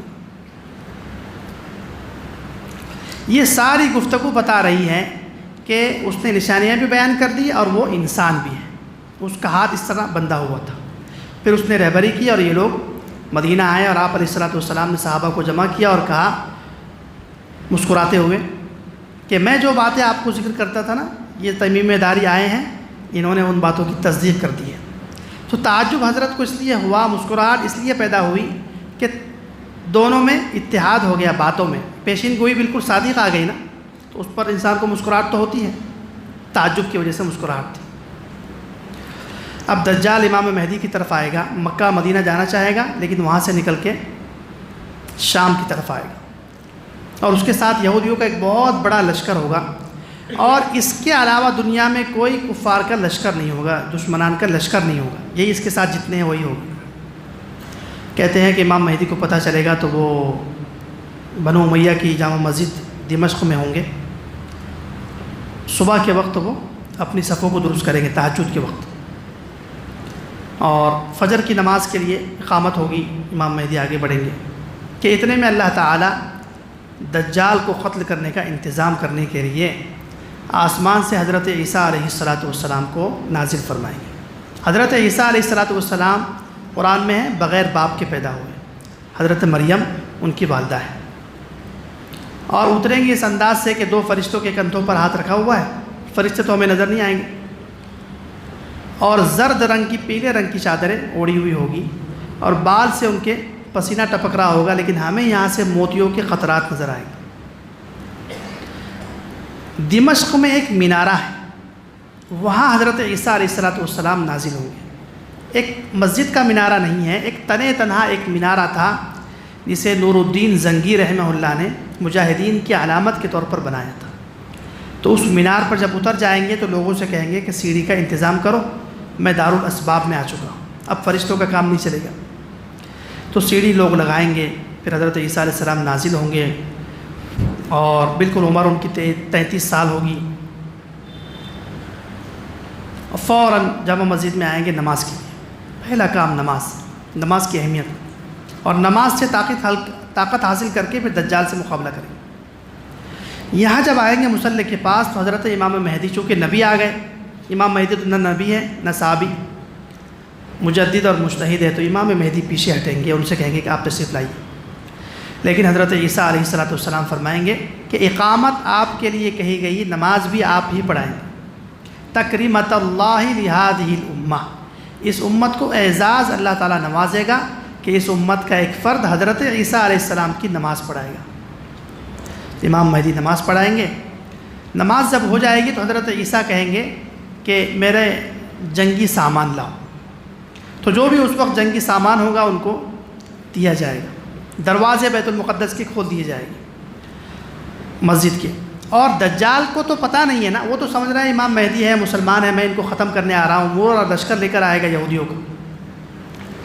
اب یہ جو جنگ ہے دنیا کی آخری جنگ ہے، اس کے بعد اور کوئی جنگ نہیں، یہ آخری جنگ ہے۔ حضرت عیسیٰ علیہ السلام جب نکلیں گے تو اللہ تعالیٰ معجزات ظاہر کرنا شروع کریں گے، اس طرح کہ حضرت عیسیٰ کی نگاہ جس یہودی پر پڑے گی پگھلنا شروع ہو جائے گی، سانس جہاں تک جائے گی یہودی پگھلنے لگے گی۔ حدیث میں ہے کہ دجال پگھلنے لگے گا، یذوب کما یذوب الملح فی الماء، ایسے پگھلے گا جیسے پانی میں نمک پگھلتا ہے۔ اگر حضرت عیسیٰ اس کو قتل نہ بھی کرے تو بھی پگھل پگھل کر مر جائے، لیکن وہ جان بچانے کے لیے بھاگے گا۔ اور حضرت عیسیٰ مسلمانوں کی تسلی کے لیے، کیونکہ 1 سال سے تو وہ ڈر کر خوف کر چھپے ہوئے تھے کہ دجال کا فتنہ آیا ہوا ہے، ایک ڈر خوف ہوگا، تو اس تسلی کے لیے اس کا پیچھا کریں گے اور اسرائیل میں داخل ہو جائیں گے۔ اور اسرائیل نے لد نام کی بستی 1948 میں بسائی، یہ سارا ملک ہی 1948 میں بسایا انہوں نے۔ تو تل ابیب سے 8 کلومیٹر پر انہوں نے ایک فضائیہ بنایا ہے، ہوائی اڈہ، جہاں سے یہ دجالیت آج بھی کر رہے ہیں، دنیا پر حملے کرتے ہیں، غزہ پر حملے کرتے ہیں۔ یہ بہت چھوٹی بستی ہے، صرف یہاں پر ہوائی اڈہ ہے۔ تو یہاں انہوں نے اپنے اعتبار سے ٹیکنالوجی کا کوئی پلین بنایا ہوگا اس کو بھگانے کے لیے۔ حضرت عیسیٰ علیہ السلام اس کو اس لد نام کی بستی میں جا کر پکڑ لیں گے اور کہیں گے ان لک فی ضربۃ، کہ ایک ضرب تو ہے میری تیرے لیے، بس اس کو نیزے سے ماریں گے اور قتل کریں گے اور اس کا خون مسلمانوں کو دکھائیں گے تسلی کے لیے کہ تمہارا دشمن قتل ہو چکا ہے۔ اب بتائیے، یہ قتل ہونا، یہ خون نکلنا، یہ انسان کا ہوتا ہے کیا ٹیکنالوجی کا ہوتا ہے، امریکہ کا ہوتا ہے؟ دجال انسان ہے، اس کا بھاگنا، اس کا بات کرنا، اس کا قتل ہونا، اس کا خون نکلنا، یہ سب علامت ہے کہ دجال کیا ہے؟ انسان ہے۔ اور حضرت عیسیٰ علیہ السلام اس کو قتل کریں گے۔ اس کے بعد کچھ دن تک امام مہدی ان کے ساتھ وزارت فرمائیں گے، اور امام مہدی رضی اللہ تعالیٰ عنہ کا پھر انتقال ہوگا، طبعی موت ہوگی، اور بیت المقدس میں ان کی نماز جنازہ پڑھی جائے گی اور بیت المقدس میں ہی دفن ہوگی۔ اب یہ جو جھوٹا شخص آیا ہوا ہے، یہ پتہ نہیں ہندوستان میں اورنگ آباد کے علاقے میں چھپ گیا، اس نے نہ کوئی مقابلہ کیا، نہ کوئی مسلمانوں کی خیر خبر لی، اس کی کچھ خیر خبر کے مسئلے ہیں، یہ خود چھپا ہوا ہے۔ امام مہدی تو بہت عظیم الشان انسان ہے، وہ جرنیل ہے، وہ مجدد ہے، وہ مجتہد ہے، وہ تمام اولیاء کے سردار ہے، وہ اہل بیت میں سے آنے والے ہیں اور آ کر امت کی رہبری کریں گے۔ پھر حضرت عیسیٰ علیہ السلام کی حکومت ہوگی 40 سال تک، پھر ان کا نکاح ہوگا، ان کی اولاد ہوگی، بہت برکتیں ہوگی، اتنی برکتیں ہوگی کہ ایک انار پورا ایک قبیلہ کھا لے گا۔ عدل و انصاف ہوگا۔ وہ جو دجال جب قتل ہوگا نا، تو جو یہودی ہوگے وہ بھاگ رہے ہوں گے، تو مسلمان ان کو سرغنا گیا تو فوج بھی بھاگنا شروع کرے گی، تو مسلمان ان کو چن چن کر قتل کریں گے۔ روایت میں ہے کہ ہر درخت اور ہر پتھر یہودی سے نفرت کرتا ہے، تو ہر درخت اور ہر پتھر یہودی کے بارے میں شکایت کرے گا کہ اے مسلمان تعال، تشریف لائیے، ان ورائی یہودی فاقتلہ، کہ میرے پیچھے یہودی ہے، اس کو قتل کرو۔ سارے یہودیوں کو قتل کر دیا جائے گا، تو نہ کفر بچے گا زمین پر، نہ علامت کفر بچے گی، اور حضرت عیسیٰ علیہ السلام کی حکومت ہوگی۔ اس کے بعد ان کے چند خلیفہ ہوں گے، پھر یاجوج ماجوج نکلیں گے، اور یاجوج ماجوج نکلنے کی صورت میں حضرت عیسیٰ تمام مسلمانوں کو لے کر چلے جائیں گے کوہ طور پہاڑ پر۔ ان کے معجزے سے وہ کوہ طور بالکل چوڑا ہو جائے گا، اس میں چھپ جائیں گے۔ یاجوج ماجوج آئیں گے، فتنہ کریں گے، کتے بلے سب کھا لیں گے، فساد کریں گے۔ حضرت عیسیٰ دعا فرمائیں گے کہ اے اللہ، یہ تیری مخلوق ہے، اس کو تو ہی ختم فرما۔ تو اللہ تعالیٰ ان کے گردن میں ایک کوئی بیماری ظاہر فرمائیں گے، اس سے سب مر جائیں گے۔ اب جب سب مر جائیں گے تو زمین بدبودار ہو گئی، اور حضرت عیسیٰ پھر دعا کریں گے کہ الہ العالمین، اب ہم صاف بھی نہیں کر سکتے، اور بیماری اور موت ہماری بھی ہو سکتی ہے اس کے تعفن کی وجہ سے۔ تو اللہ تعالیٰ بارشیں برسائے گا، اور فرشتوں کی کچھ پرندوں کو بھیج کر ان کی لاشوں کو سمندر میں ڈال دیں گے۔ پھر حضرت عیسیٰ علیہ السلام کا انتقال ہوگا، اور روضہ مبارکہ میں ایک چوتھی قبر آج بھی موجود ہے جہاں حضرت عیسیٰ کو دفن کیا جائے گا۔ تو امام مہدی دفن ہوں گے بیت المقدس میں، حضرت عیسیٰ دفن ہوں گے مدینہ منورہ میں۔ تو یہ جو قادیانی بھی پہلے تھا، اور یہ شکیل بن حنیف بھی آیا ہوا ہے، یہ کہتا ہے کہ مہدی اور عیسیٰ ایک ہی ہے، حالانکہ دونوں الگ الگ ہیں۔ ایک بنی اسرائیل میں پیدا ہوئے جو بنی اسرائیل کے ہی دجال کو قتل کریں گے، اور ایک اس امت میں پیدا ہوں گے جو اس امت کے ہی اللہ کے دشمنوں سے مقابلہ کر کے ان کو زیر کر دیں گے۔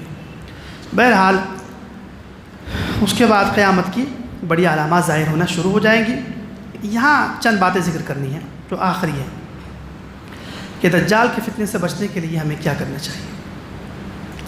تو پہلی جو احادیث میں آئی ہے کہ دجال کے فتنوں سے بچنا ہے تو سورہ کہف کا پہلا اور آخری رکوع آپ پڑھتے رہیں، اور اس سورہ کہف کے اندر یہی بات ہے کہ ایک بادشاہ تھا اور اس سے بچنے کے لیے لوگ علیحدہ ہو گئے تھے۔ حدیث میں فرمایا من سمع بالدجال فلینأ عنہ، کہ جو کوئی دجال کا تذکرہ سنے کہ آ گیا تو کوشش کرے کہ کہیں چھپ جائے، جیسے کہ اصحاب کہف چھپ گئے تھے۔ اس لیے دجال کے فتنے سے بچنے کے لیے سورہ کہف کا پہلا اور آخری رکوع یا تو آپ کو یاد ہو تو آپ پڑھیں یا کم از کم سن لیا کریں، سیکھ لیں۔ دوسرا، سادہ زندگی، کہ جو مسلمان جتنا سادہ رہے گا، ٹیکنالوجی سے دور رہے گا، سیٹلائٹ سے دور رہے گا، تو وہ دجال کے فتنے سے اتنا ہی محفوظ رہے گا۔ روایت میں ہے کہ ایک مسلمان کسی کونے کے علاقے میں بستی میں چلا جائے، دیہات میں کسی پہاڑ پر، وہاں بکریاں ہو اور کچھ اس کی اپنی کھیتی ہو، وہیں سے کھائے اور وہیں بسر کرے زندگی، تو وہ دجال کے فتنے سے محفوظ رہے گا۔ اور تیسری بات کہ دجال کے فتنے سے اگر بچنا ہے تو 3 علاقے روایات میں آئے ہیں، یا تو مکہ چلا جائے، یا مدینہ چلا جائے، یا امام مہدی کے ساتھ ملک شام چلا جائے۔ یہ تینوں علاقے اس کو محفوظ کریں گے۔ اب سوال یہ ہے کہ دجال کے فتنے میں کون کون لوگ شامل ہو سکتے ہیں؟ تو احادیث میں 7 قسم کے لوگ آئے ہیں، ہم 2-3 ذکر کرتے ہیں۔ ایک ذکر کیا کہ دجال کے فتنے میں عورتیں بہت زیادہ شامل ہو جائے گی۔ یہاں تک کہ روایت میں ہے کہ آدمی جب گھر سے باہر نکلیں گا اس دور میں تو اپنی عورتوں کو گھر میں کسی چیز سے باندھ کر جائے گا کہ کہیں اپنے پیچھے یہ دجال کے پاس نہ چلی جائے۔ تو عورتوں کو یہ گھر سے باہر نکلنے کی عادت، چکا چون کی عادت، ہر خواہش پورا کرنے کی عادت، اچھے کپڑوں کی عادت، یہ جو عورتوں کے اندر ایک فطرت ہے، اس کو تبدیل کرنے کی ضرورت ہے۔ اس لیے کہ اس وقت فاقہ کشی کا دور ہے اور دجال کے پر ہر چیز موجود ہے، ٹیکنالوجی ہے، تو کہیں ایسا نہ ہو کہ عورتیں اس کی طرف چلی جائیں، تو عورتیں شامل ہوں گی۔ نمبر 2، خوارج، جو دوسرے مسلمان کو کافر کہتے ہیں، دوسرے مسلمان کے خون کو حلال سمجھتے ہیں، وہ بھی اس کے لشکر میں شامل ہو جائیں گے۔ تیسرے ہیں بدعتی، جو دین میں نئی نئی چیزیں ایجاد کرتے ہیں اور ہر وقت کرامات کے چکر میں رہتے ہیں۔ تو دجال تو سب سے بڑی عجیب و غریب چیزیں دکھائے گا، وہ کارستانی دکھائے گا، کرشماتی چیزیں دکھائے گا، تو ایسے لوگ جو بدعقیدہ ہے، بدعتی ہیں، وہ بھی اس کے لشکر میں شامل ہو سکتے ہیں۔ اسی طرح فرمایا کہ جو خواہشات نفس کے غلام ہیں وہ بھی دجال کے لشکر میں شامل ہو سکتے ہیں۔ اس لیے کہ دجال کا مقابلہ کرنے کے لیے آپ کو خواہشات کے خلاف بھوکا رہنا پڑے گا، پیاسا رہنا پڑے گا، اور معاشرے سے دور رہنا پڑے گا، تنہا رہنا پڑے گا۔ تو جو خواہشات کا غلام ہے، کہیں ایسا نہ ہو کہ وہ بھی دجال کے لشکر کا حصہ بن جائے۔ اللہ تعالیٰ سے دعا کرتے ہیں اللہ تعالیٰ ہمیں ہر قسم کے ظاہری بات